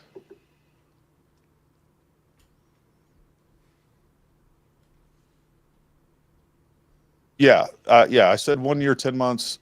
That's unusual that somebody would only be a team sergeant for 1 year, 10 months. So there was clearly, I think he decided that he needed to go do some self-care. Yeah, and then some people are just really good at hiding some of this stuff where they're dealing with it on their own and they're too ashamed to get help or think they can work through it. Or sometimes they've just gotten so far gone that the only answer that they see is it almost seemed like in his moments of sanity and some of those writings that he was like, I basically, I'm going to be gone January 1st. Didn't you kind of pick up on that, Chris, to some extent? Yeah, in that first email saying that was sort of the end date, no matter what. Has to have the interview before that date and those kind of things. Yeah. Oh, this is a great point. It could have been very quick to progress. Yeah. So take that for what it is. All right. Now it's we're hard to tell talking from. It's hard to tell from text or whatever. But yeah, the text that he apparently sent to his ex, he seemed fine in those texts. But you can hide. It doesn't really mean too much. But yeah. No, the text doesn't scream that he's got all those problems, but he's obviously could have them underneath. 100%. Like, I mean, I'm sure we've all been plastered drunk or whatever else, and have been able to send a somewhat coherent text where we can hide the fact that we're not all there at the moment, or just upset. And so I don't read a lot into those texts as far as the text being some sort of proof that he was of clear mind. That doesn't say anything that to me whatsoever. Yeah. All right. Trump. Back to Trump. I've just got a few timestamps we might us giving away the Panama Canal, which rightfully so. Because that never happened. It had to be two people, not one. But they want $3 billion to fix the Panama Canal that's run by China and makes a lot of money, China. One of the most profitable structures ever built, because you have ships lined up back to Florida, frankly, and they just keep going through, and the numbers are staggering, $500,000 to $1 million a ship. And they took it away from us, meaning we gave it to them for $1. But not going to happen. What they've done to us, they've charged us, they've overcharged our ships, overcharged our Navy. And then when they need repair money, they come to the United States to put it up. We get nothing. Those days. So we'll come back to that. There's a couple more comments. This is the Gulf of America. The Gulf of America. There we go. $50 to $60 trillion worth of assets. We're going to be changing the name of the Gulf of Mexico to the Gulf of America, which has a beautiful ring that covers a lot of territory. The Gulf of America, what a beautiful name. And it's appropriate. It's appropriate. And Mexico has to stop allowing millions of people to pour into our country. They can stop them.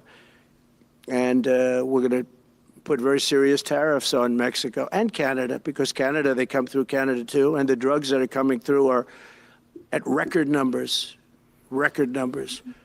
So we're going to make up for that by putting tariffs on Mexico and Canada. Assure the world that, the Panama Canal, so forth. Can you assure the world that as you try to get control of these areas, you are not going to use military or economic coercion? No. Asking about both Greenland and Panama, sorry. Of these areas, you are not going to use military or economic coercion? No. And can you tell us a little bit about what your plan is? Are you going to negotiate a new treaty? Yep. Meant he wasn't going to rule out going military to ask force. the Canadians to hold a vote? What is the strategy? Yeah, I can't assure you, you're talking about Panama and Greenland. No, I can't assure you on either of those two. But I can say this, we need them for economic security. The Panama Canal was built for our military. I'm not going to commit to that now. It might be that you'll have to do something. Look, the Panama Canal is vital to our country. It's being operated by China. China. And we gave the Panama Canal to Panama. We didn't give it to China. And they've abused it. They've abused that gift. It should have never been made, by the way. Giving the Panama Canal is why Jimmy Carter lost the election, in my opinion, more so maybe than the hostages. The hostages were a big deal. But if you remember, and nobody wants to talk about the Panama Canal now because, it's inappropriate, I guess, but because it's a bad part of the Carter legacy. But he was a good man. Look, he was a good man. I knew him a little bit, and he was a very fine person, but that was a big mistake. Giving the Panama Canal to Panama was a very big mistake. We lost 38,000 people. It cost us the equivalent of $1 trillion, maybe more than that. Probably the most expensive, they say it was the most expensive structure, if we call it a structure, which I guess you can, ever built. And giving that away was a horrible thing. And I believe that's why Jimmy Carter lost the election, even more so than the hostages. Those two things. If I could talk on Ukraine and Iran, the two negotiations you'll be heading into. On Ukraine, you said just before it's a lot more complicated now. Much more complicated. Do you believe... Because it would have never started. Right, but it has started. So we'll come back to Ukraine at a later time, but there was another point I had here somewhere. Bear with me. 5012, a bit more about Greenland. Greenland for... You didn't rule out... So before he said he needs them for economic reasons. I don't know if that was specifically Greenland or Panama, probably both. But now it's also national security, he says here. Military coercion to draw plans. Sorry. Your position is clear, but have you directed your staff to take these specific actions to draw plans? And can you elaborate again? You didn't rule out military coercion. Well, we need Greenland for national security purposes. I've been told that for a long time, long before I even ran. I mean, people have been talking about it for a long time. You have approximately 45,000 people there. People really don't even know if Denmark has any legal right to it. But if they do, they should give it up because we need it for national security. That's for the free world. I'm talking about protecting the free world. You look at, you don't even need binoculars. You look outside, you have China ships all over the place. You have Russian ships all over the place. We're not letting that happen. We're not letting it happen. And if Denmark wants to get to a conclusion, but nobody knows if they even have any right, title, or interest. The people are going to probably vote for independence or to come into the United States. But if they did do that, then I would tariff Denmark at a very high level. Have you asked your staff to draw plans for acquisition? I mean, are you active? No, we're not at that stage, but we have people. I haven't even entered office yet. Secondly, sir, Elon Musk has drawn some criticism and a lot of attention for circumstances. Right. Will never be the 51st state. Maybe he won't win, but maybe he will. I don't. Point, you had suggested. Listen, I don't care what he says. But Sir Lopez, you said you were considering military force to acquire Panama and Greenland. Are you also considering military force to annex and acquire Panama? No, economic force, because Canada and the United States, that would really be something. You get rid of that artificially drawn line, and you take a look at what that looks like, and it would also be much better for national security. Don't forget, we basically protect Canada. But here's the problem with Canada. So many friends up there. I love the Canadian people. They're great. But we're spending hundreds of billions a year to protect it. We're spending hundreds of billions a year to take care of Canada. We lose in trade deficits. We're losing massive. We don't need their cars. You know, they make 20% of our cars. We don't need that. I'd rather make them in Detroit. We don't need the cars. We don't need their lumber. We have massive fields of lumber. We don't need their lumber. We have to unrestrict them because stupid people put, restrictions on, but I can do that with an executive order. We don't need anything they have. We don't. So he goes on for a little bit more about Canada, and that's not exactly the focus here. But they're sort of the main comments I'm pretty sure that he made about, I'm Panama curious what everybody else feels like about the idea of if Trump is serious about, annexing or purchasing or making Greenland part of the United States or one of its territories. I'm curious to what you guys think about that down there in the comments. The Panama Canal, I think we have yeah, I think, excuse me, at a minimum, we need to work out some sort of deal. Look, it should have never been given away. The fact that Jimmy Carter did that was absolutely insane. And yeah, it is part of a national, it's a strategic asset for our Navy, and as well as our economy, right? So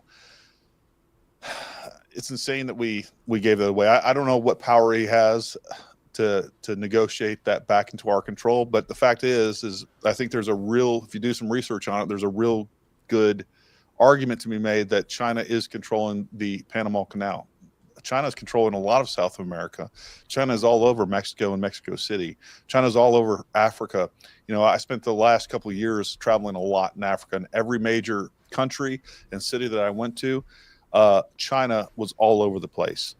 They are far more influential in Africa than the United States is, and we've lost a lot of ground. And I would probably say they're as or more influential in South America and Central America as well too. So those are things that we really need to consider. What's your thoughts on that, Chris? Yeah, it's interesting. I imagine he's trying to push for possibly a better deal, probably in both cases with Greenland and Panama. I think we've talked before about Trump's sort of art of the deal style, where he sort of goes big. We might use the military, we might take it over, we might do this and that. But he's really trying to push for better conditions in various negotiations. I'm not exactly sure exactly what the angle might be, but I was sort of looking through. I made some notes here, at least with Panama, because he's talked about like the deal with Jimmy Carter and some of the conditions, and you heard him say that basically the conditions aren't being met. And so I took some notes here. I guess the deal had something to do with offering every country the same access, no difference in tolls. US and Panamanian vessels should have priority access in times of war. Other nations can't build military installations or operate the canal. Trump's objecting to Chinese involvement. Canal should be operated efficiently and fairly to benefit global trade. A lot of this is from the deal, the Carter deal, I imagine. And Trump's talking about like sort of violating some of this. If we were going to give it back, there should have been some conditions there. Like, hey, you know what? The U.S., we spent the blood and treasure to build this son of a gun. So therefore, we have access to it. You don't charge our ships going through there ever. And we have priority. Well, that should just be part of it. We spent the time and money down there. We made that thing happen. That is a wonder of the world, without a doubt. Just like you said, one of the biggest construction projects that have ever taken place. So I think we should definitely have unfettered access to it. We shouldn't get charged a thing for going through that canal. We built it. And, Panama's just lucky that we didn't take over the entire country. Back when that was being built, that was the standard. If we wanted to expand our empire, we could have. And that's what every other country was doing. But, luckily, the United States was kind enough not to approach every country in relations with every country in that manner. So, that's how I feel about it. I think those are all good points, but the counterpoint would be that the deal was made. It's like it's a bad deal, but the deal was made and probably should honor it. We should go into the specifics of, because Trump's trying to say that the deal isn't being fulfilled by Panama. With the things I read out there before, Trump was sort of saying, and I don't know if you can briefly share my screen. I won't read the article, but just the headline there. There is fear of the Chinese influence. I'll just check I got the right one. This is Panama, not Greenland. I might be getting mixed up. Which one's that? Ports. Sorry, I should be more prepared. But anyway, just the vibes there. With Panama, there's a lot of Chinese companies that are taking over. There's a lot of trade going on. I'm not sure about them actually, the exact specifics of the deal I'd have to look up. But it's sort of, so Trump objects to Chinese involvement. It says in the deal that other nations can't build military installations or operate the canal. I don't think that's happening. China is I'm not sure. I don't think that's happening, but China is getting more and more influence. I think it's a stretch to say that they're building military installations or operating the canal. They might sort of... Yeah, I'm sure with that deal, they were at the time that they were definitely thinking more of a military takeover or military installations. But if they're achieving, you know, that was a guard against a strategic threat to us, both from a military standpoint and or an economic standpoint. And if they're achieving the same thing by, with, and through just commerce, or, you know, investing in companies or having controlling stakes in companies that are managing the canal, I think that is something worth renegotiating. And here's a fact. I agree with what you're saying. We made a deal. We need to honor that deal.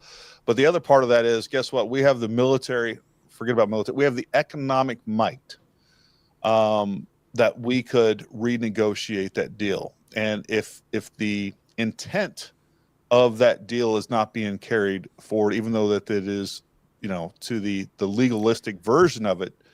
Yeah, they're violating the spirit, but not the letter, perhaps. Yeah, whatever exactly. the phrase is. So, you know, if that's the case, I think that his role and his responsibility really is just like, hey, okay, fine.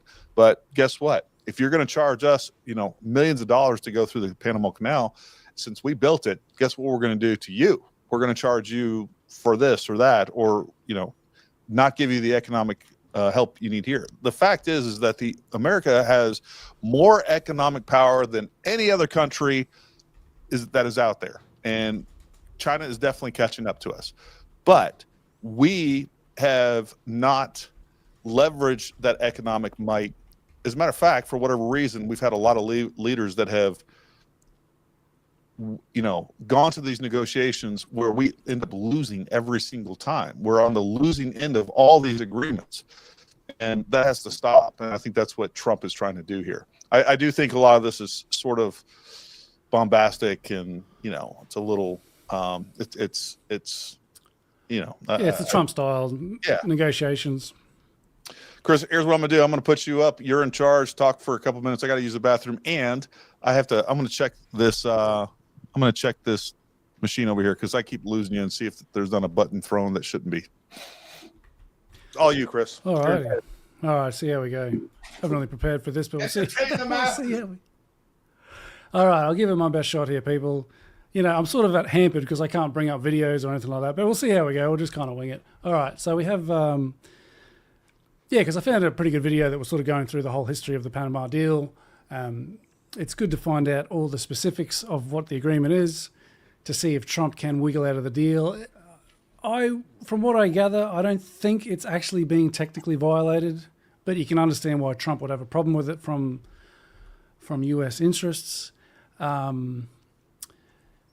But just a little bit more of the history too. I was sort of looking, it was quite interesting with Roosevelt sort of building it. I was watching a pretty interesting video on the History Channel of how they made this canal and just the effort. And Trump talked about it. All the people died of, you know, the malaria and all the different problems there. It's a fascinating thing. And obviously, yeah, it is a wonder. It's you know, I can sort of see where Trump's coming from.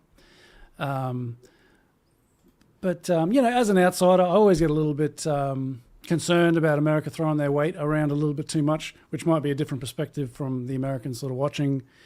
Because even with the history of Panama, when Roosevelt was trying to make the first deals with this, this was back when Panama was part of Colombia. I'm only just learning this the other day, researching for this stream. And I think America wanted to do some kind of deal with basically Colombia at the time, and, you know, to take control of it, basically like a permanent kind of lease of some kind. And Colombia, they voted against it. And then there was basically a lot of turmoil, and Panama split from Colombia. And then the new Panamanian government, which was recognized straight away by the US, and historians apparently say that America had a lot to do with that split. And then straight away, Panama agreed to this kind of deal. And apparently the people of Panama weren't too happy with the deal that they had, and eventually Carter came along and basically gave it back in a way.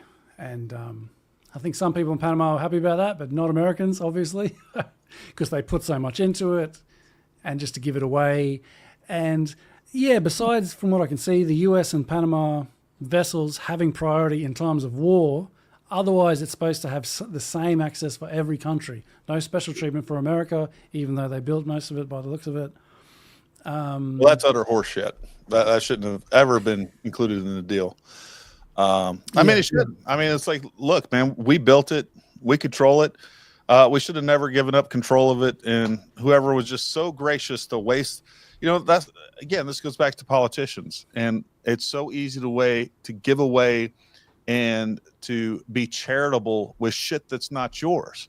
Like we had, 30,000 something Americans die building that canal. We spent millions of dollars. I don't even know what the time, those funds that we spent on it then would be in today's dollars, but it'd be a lot. And then we just give it away. Like only a freaking corrupt politician can even think that's okay, because you're being charitable with somebody else's money. That's not your money. That's not your assets. That wasn't your sacrifice to give away to begin with. And that's what's wrong with politicians, period, is they can, be so kind with other people's stuff. Yeah, and Carter doing it so long after the fact too. It was like the turn of the 20th century. I think it was like a 99-year thing, wasn't it? Something along those lines. I believe that was in the original. Yeah, there was deal. Like 100 years later, we would give it back to the dollar. Yeah, that sounds familiar. As I said, I'm sort of just learning about a lot of these details now for this sort of stream. And, I don't know the whole history of then later, obviously had the whole thing with Noriega, and he sort of took more power. And I guess at one point there was some coup attempt that he crushed. He was becoming more and more of a dictator. And there were some US troops that were stationed there, I guess, the whole way through to sort of safeguard the canal in some kind of way. And one of them was shot. And then that's when George Bush Sr. sent in his troops. I feel funny sort of going through this because I only was reading about it. I mean, I heard about it before, but like the details, it's been a little while. But yeah, Bush Sr. invaded and sent in 27,000 troops, defeated their army in 6 weeks. Noriega was in prison for the rest of his life. The UN said that was illegal for whatever that's worth. And yeah, they've had a more democratic country since then. They've got no military since then because they got no threats. Colombia is friends with them, and then some other country that borders them doesn't even really have an army either.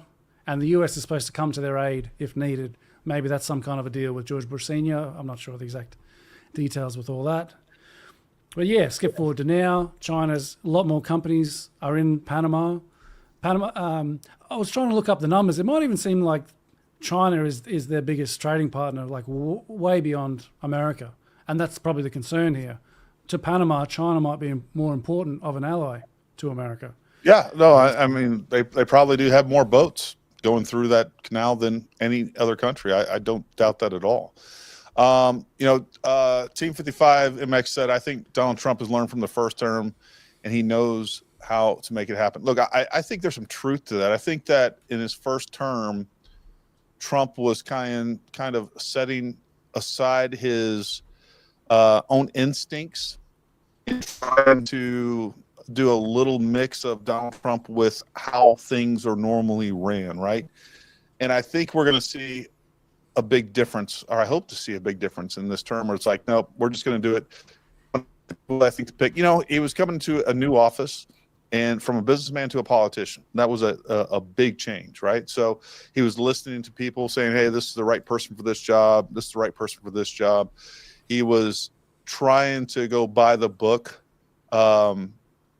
when it comes to how things are done in Washington, but that's why we sent him there to begin with, to get rid of the swamp. That the process is the swamp, and that's what we don't want him to do. And hopefully he's just going to be Donald Trump and make things happen. And there's going to be a lot of political theater involved, a lot of kind of boisterous claims and like we're going to take over Greenland, even if it takes military force. He didn't say that, I know, but he definitely said I wouldn't take that off the table. He sort of implied that, yeah. Well, the reporter implied that, and he didn't deny it. That's really kind of what happened. Well, I think Trump, and this is where it's interesting to how we interpret it, because I think Trump said the question was basically like, would you rule out military force in Greenland? And Trump basically said no, he wouldn't rule it out. That's sort of his style. Yeah, but that's sort of Trump's style for everything. So maybe we shouldn't read too much into that. That's not the same as implying that he would use military force. He's like, no, I wouldn't rule that out. I mean, I think I don't think. Yeah, the he's not going to implication- invade Greenland, I don't think. Yeah, no, he's not. The implication came, and then the reporter, the follow-up question included that. He said something along the lines, since you would consider using force to take over Greenland, would you also use military force to take over the Panama Canal or something along those lines? Yeah, or would you use it in Canada? And he said, "Oh no, that's economic." It went But from it was a little bit from- confusing. It went from a question of, it went from the answer of, no, I'm not taking that off the table. It doesn't mean that he's actually considering it. He's just saying, I'm not taking it off the table. But then it goes to like, and then the next headline is, Trump says he's going to use military force to take over Greenland. That's not what he actually said. He just said, no, I'm not going to take that off the table. And that's fine. And, you know, they're going to twist his words and it is what it is. You know, they could say, hey, would you consider using aliens to invade Greenland? Well, I'm not going to take that off the table. Doesn't mean that it's even plausible, but you know, it's ridiculous it is so ridiculous watching how the media treats Trump versus all the Democrat politicians. It really, I hope somebody out there does a better job in a kind of unified way of documenting this portion of history and all the times, all the weird things that the media does with Trump that they wouldn't do with any other politician. But at the same time, as a counterpoint, we should keep an open mind because it is possible that Trump could use aliens to take over Greenland. It is. It's not and completely I would rather use aliens as a proxy and, you know, take out our enemies than, you know, Earth people. They catch them from one of these down drones maybe and send them off to Greenland. Here, there you go. So this is Trump Jr. I see you got a thing you want to share. Yeah, so this is Trump Jr. He posted this. He's flying into Greenland. This is, I think, just before the presser or around the same time. Trump Jr. was there doing a bit of a property inspection, I suppose, of Greenland. Just flying in there. This looks like the runway Santa Claus would land at. But the real reason I want to show that is because you see that bobblehead on the plane. I don't know if the more observant viewers there have noticed. Usually behind me over here, I have a bobblehead. And it is exactly that bobblehead. Well, look at that. Isn't that a quinky-dink? So you normally have it back there with your Masonic checkerboard? Yeah. It's usually part of all that symbolism, just hiding in the background. No one's actually commented on it, you know. But yeah, this is actually a Christmas present from my sister. Thanks for that. It's come in handy for the stream and other things. But yeah, so that was sort of just setting up the Greenland transition. I thought that wasn't a bad way to go. But what else was I going to say about that? I mean, we're getting kind of long. I might quickly... The 53rd degree part of the Illuminati. He's way above and beyond that Freemason stuff. That's for chumps. Yeah. You got to be, 34th level to get this? Yeah. You know, they don't give this to just any old Freemason, you know. Running joke for people who don't know, I've got the sound panels, which always set people off a little bit. Yeah. But I do music. We have not any Freemasons. We had we did have the opening theme, which we were experimenting with, was recorded in this home studio with the sound panels and all that. Yes. So that's where all that comes from. But yeah, we might quickly just sort of sum up with Greenland, some thoughts on that. When I first heard it, I was a little bit worried, to be honest. Well, first of all, I'll just say, I don't think he's going to invade Greenland. He's probably doing a similar thing where he just tries to renegotiate something. There is a US base there. There are troops there already. I don't even really know this. I lose track of all the bases you guys have everywhere. Side note, I was surprised when Julian Assange from WikiLeaks, you know, he had his sort of plea deal where he had to travel to a US court. And it was basically some tiny little island just above Australia. But technically that's US territory. I can't even remember the name of it. It's like, geez, you guys own little bits here and there that I don't even know about. I forget the name of it. Some little island just above Australia, which is technically US territory. That's where they had... Anyway, the point is, I just learned about the US base in Greenland. Maybe he's trying to get more people there. Maybe he wants to do some kind of deal. But the reason why I was a little bit concerned is because, there is this tension between America and Russia, and I'm hoping Trump will fix that. I'm hoping Trump won't go along with previous administrations that really seem to want to antagonize Russia and cause conflict there. Trump, when he first ran in 2016 or 2015, when he was running, I suppose, He mentioned that America should get along with Russia. He even made a comment, Crimea. Is it really worth World War III to get Crimea back? Whereas the sort of deep state establishment were basically implying, yes, it's worth World War III to bring Crimea back. This is before Russia invaded, by the way, in 22. Yeah. But obviously there's a bit more of a backstory there. But anyway, point is, hopefully Trump isn't going to be like a warmonger against Russia like many others in the establishment seem to be. But I was a little bit concerned with Greenland because I remember hearing that Russia has its north coast or whatever near the Arctic there, and they've got a lot of icebreakers, and I think ice is melting maybe. I don't know if that's we want to touch that one. But yeah, and they're, they've got better shipping routes on the north, which, a lot of this sort of geopolitics stuff is to do with trade routes and economics. And, Russia is getting close to the north, to the Arctic, and then Greenland's just on the other side. And, so I have seen some commenters saying, we need to take Greenland for national security. We need to deal with Russia and China. And just on that quickly before I forget, I think I have, bear with me 1 second, some article I saved about, where are we? Almost there.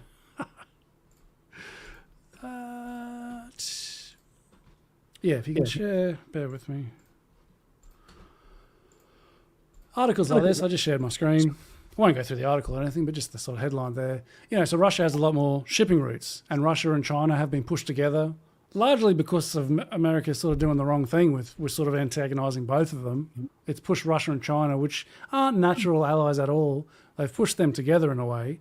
And so now China's also, I imagine, using these shipping routes, and America's obviously very concerned about the rising economic power of China and possibly, military powers as well of Russia and China. So you do hear this talk about national security, and Trump said it in that presser, we need Greenland for national security. And I imagine it's sort of to deal with, and Trump mentioned you got all those Chinese ships going by. I imagine, my first thought when I heard about Greenland, it's like he wants to counter, Russia having all these shipping routes and stuff like that. There's also a mention of all the natural minerals that are in Greenland as well. That's another angle, perhaps. But I was just a little worried that this might... Look, it's one thing to, make what's best for your country, but as long as it doesn't push you to war with Russia and China, I'm happy with it. I was a little concerned that Trump wants more of a presence in Greenland to fight back against Russia, doing really what it should do in its own sphere of influence. See, in Trump's presser here, he's talking about the American sphere of influence, and people have related it to the Monroe Doctrine and things like this, where America has quite a lot of influence all around, above it and below it, and Mexico and all these kind of things. And I can sort of understand that.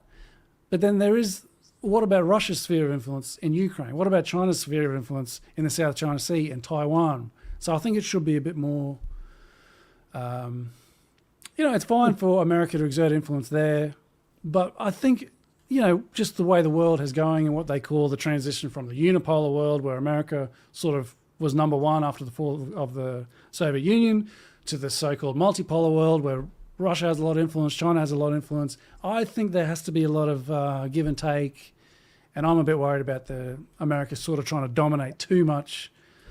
And that's my various sort of thoughts of... Yeah, I think Lori Greenland, but...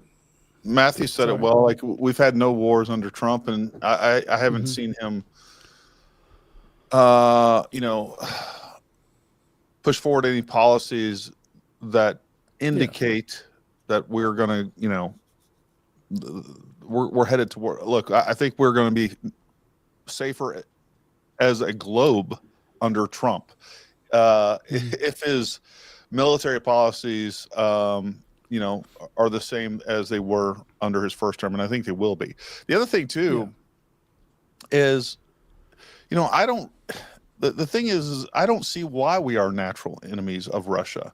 I know we had the Cold War and all those things, but we should be at a point to where we can figure out a little bit more collaborative effort. And the same thing with China. And the real problem that we as Americans have, and I think that Trump highlights so well, and the Panama deal really illustrates that. We've had 150 years of politicians getting us into deals where we're at the losing end of it every single time. Every trade deal, it comes down to massive deficits, either because it's like we got so powerful as a country that we felt like that just to make peace with everybody, we had to give up some sort of bit of power, whether it be military or economically.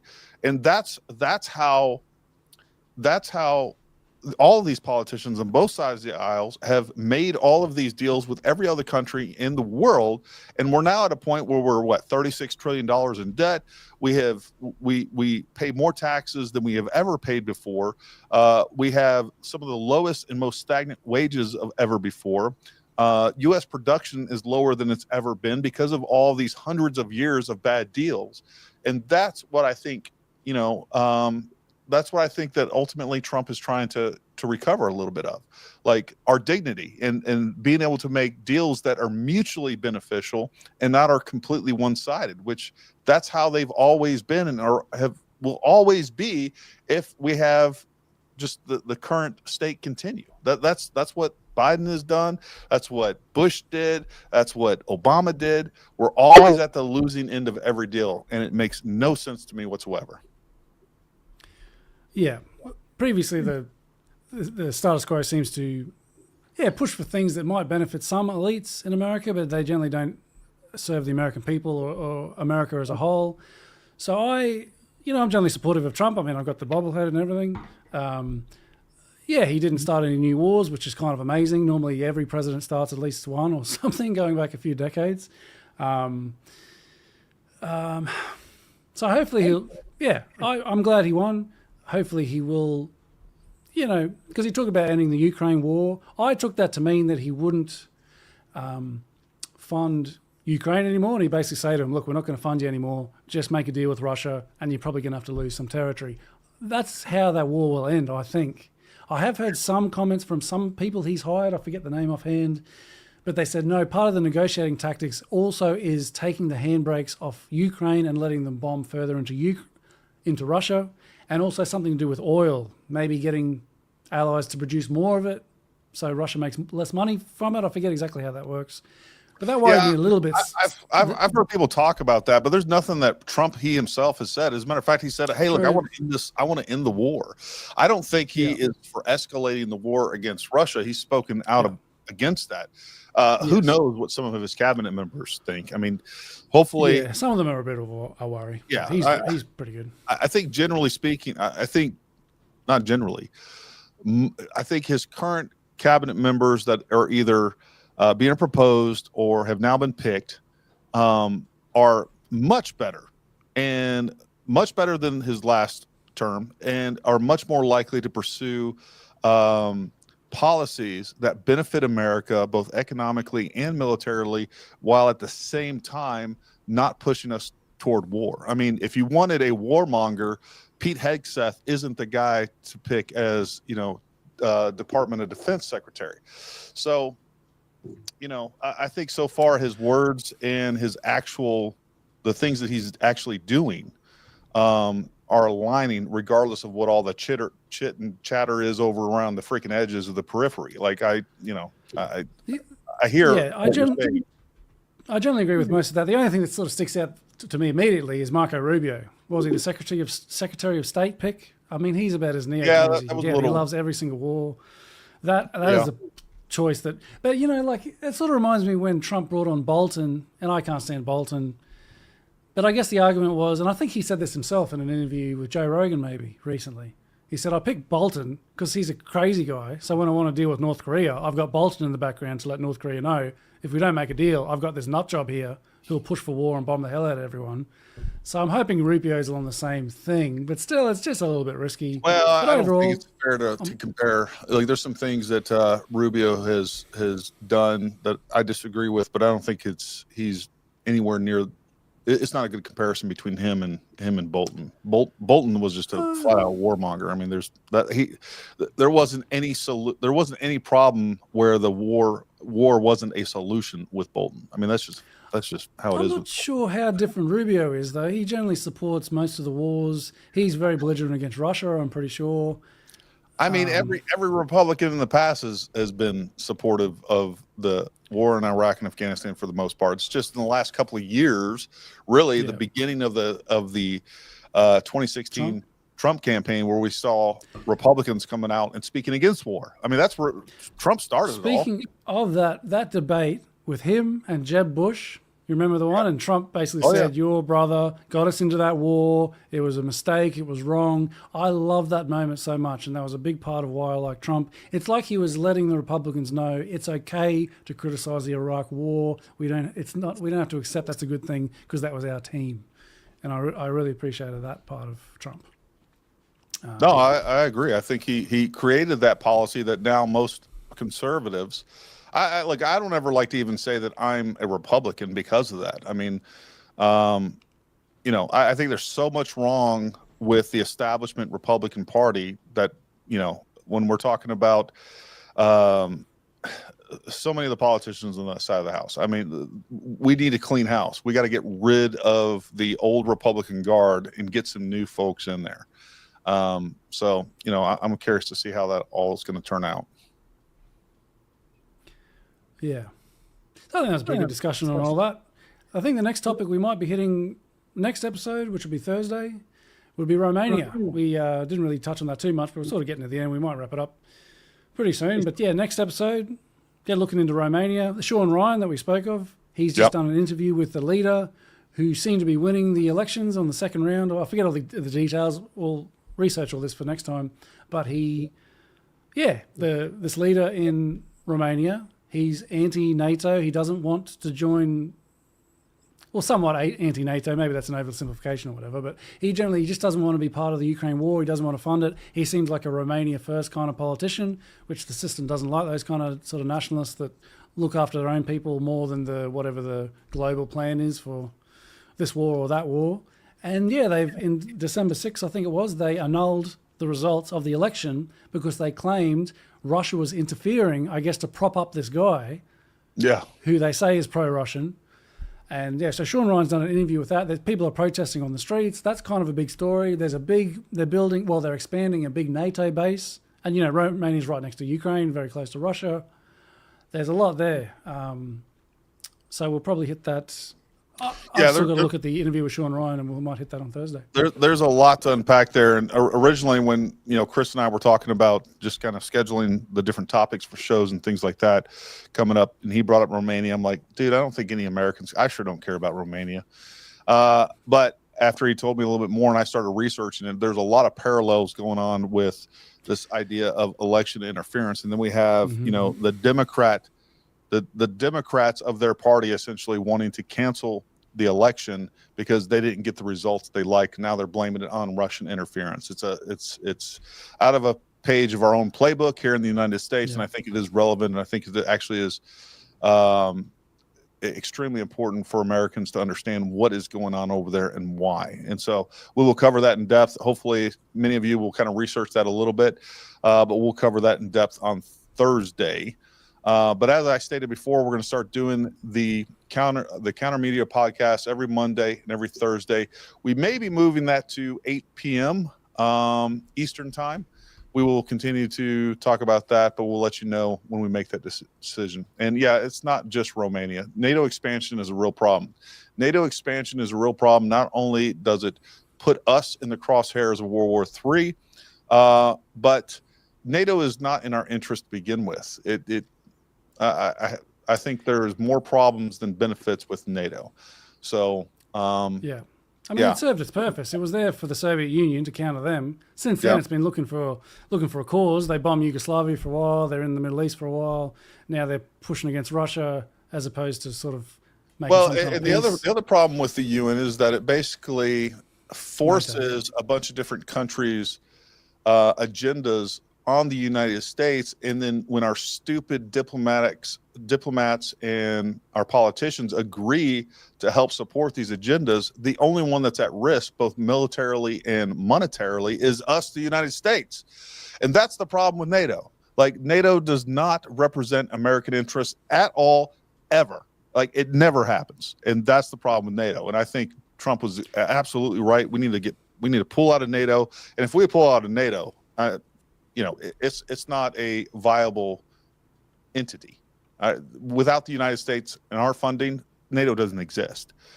So anyways, we'll definitely be covering that on Thursday. I do say NATO probably does serve the American interests in terms of the swamp. It serves the American swamp in a way. Because they worry about Russian influence and... Say that again, Chris, right? You said NATO serves the American... It probably does serve swamp. the American what? Because it cut out right when you said that. The swamp. The deep state, or whatever you want to call it. It doesn't serve America in general or the people, but it's basically an American run thing doing what the American swamp wants, and Europe, doesn't have as much say because they don't contribute as much and all that kind of stuff. Well, I think what you have in NATO is the globalist wing that is not really American or European or whatever, and most of the reason that those two things get conflated, the deep state and the UN, is because again they're all globalists that don't have American interests at heart.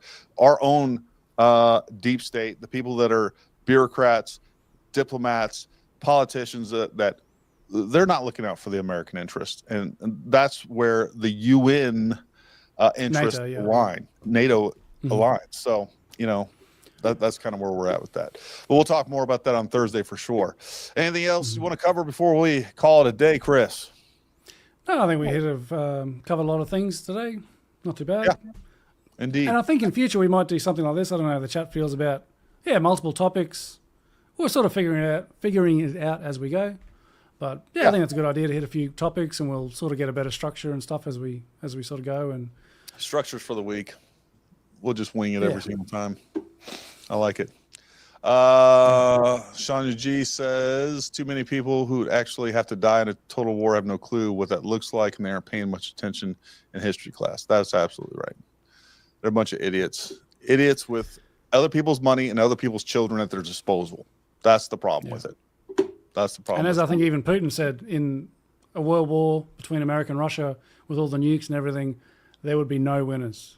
Absolutely. No Russia winner, no American winner. It's not in any of our interests for that war to happen. And there is a risk of that with Ukraine and NATO and all this kind of stuff. So it's worth keeping an eye on. And hopefully Trump knows to keep away from that kind of stuff. And as you said before, just quickly, you mentioned you're not sure why, Russia's even an adversary. It's essentially just, in my opinion, to do with, they sort of go against the sort of globalist plans in Syria. There was some things going on there. Russia sided with Assad while America was sort of before Trump came along. America was siding with the rebel forces. I want to address something. Look, Metal Seer, this is a live podcast. All right. So if you're going to constantly be critical about stuff, like, you don't have to watch the live version of this. We could do this to where it's nice, tight, and scripted ahead of time. If that's what you want, then go watch CNN, because that's what they do. But it's going to drag on in time because, number one, we're looking at the comments, we're including the other comments, we're getting sidetracked within discussions because, again, it's live. So either you want a live podcast that will drag on at times, it's not going to be perfect, we're going to have technical issues. We can get rid of all of that and have a pre-recorded podcast that probably would do better. I think that format actually does better on social media in general, but I think it's really important that we do a live podcast so that, it's going to drag on at time. It's not going to be perfect. It's not pre-recorded. It's not rehearsed. It's live. It's just a couple of guys talking with people in the comments. So take that for what it is. If you like that, great. Actually, I think if you don't, go watch something else. I'm cool with that. I'm fine with it. Actually, I think this responding to this comment is dragging on a little bit. So let's. I think you're dragging on a little bit. I think your face is dragging on a little bit. All right. Well, I was just going to say, Russia went against the globalist interest in Syria and in Ukraine. I think just for those two reasons, they're the biggest reasons why America is sort of at war with Russia, and they really shouldn't be. They should get along. Obama even said Putin even said at the UN, addressing sort of Obama, and Obama spoke back in 2016, I think. He said, why can't we get along and bomb ISIS together? Yeah. Because at the time they were sort of at odds on that one. But the answer to that is real simple. It's because we have a lot of agencies and systems in place that were built around the idea of defending against Russia. And if we are not defending against Russia.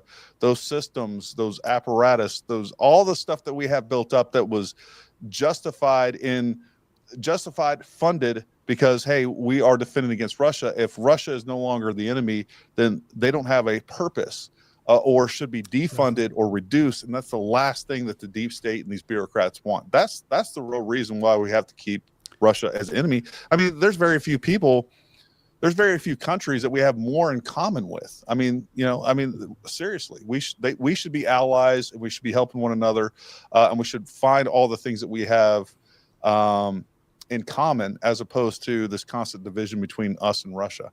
Look, Putin is not a great person.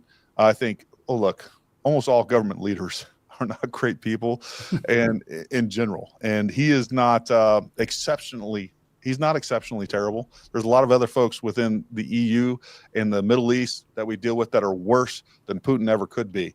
So I do think that's why we're going to continue to see America be adversarial to Russia, because too many things are counting on it. Yeah. So hopefully Trump can turn it around. We'll have to watch and see. We'll cover it as it goes on in the future, I suppose. All right. Well, folks, we're going to call tonight. Thank you for tuning in to this live episode. And we appreciate you guys, give us your opinions and including you guys in on the conversation. That's what it's all about. It's not going to be perfect every time. And you know what? It is a little bit different always having a guest, having Chris as a co-host. So it is something that we are adjusted to, and we're only going to get better at it. But my God, keep the petty complaints to yourself. Take that for what it is. All right. Well, with that being said, until next time, stay armed, stay ready. We'll talk to you soon.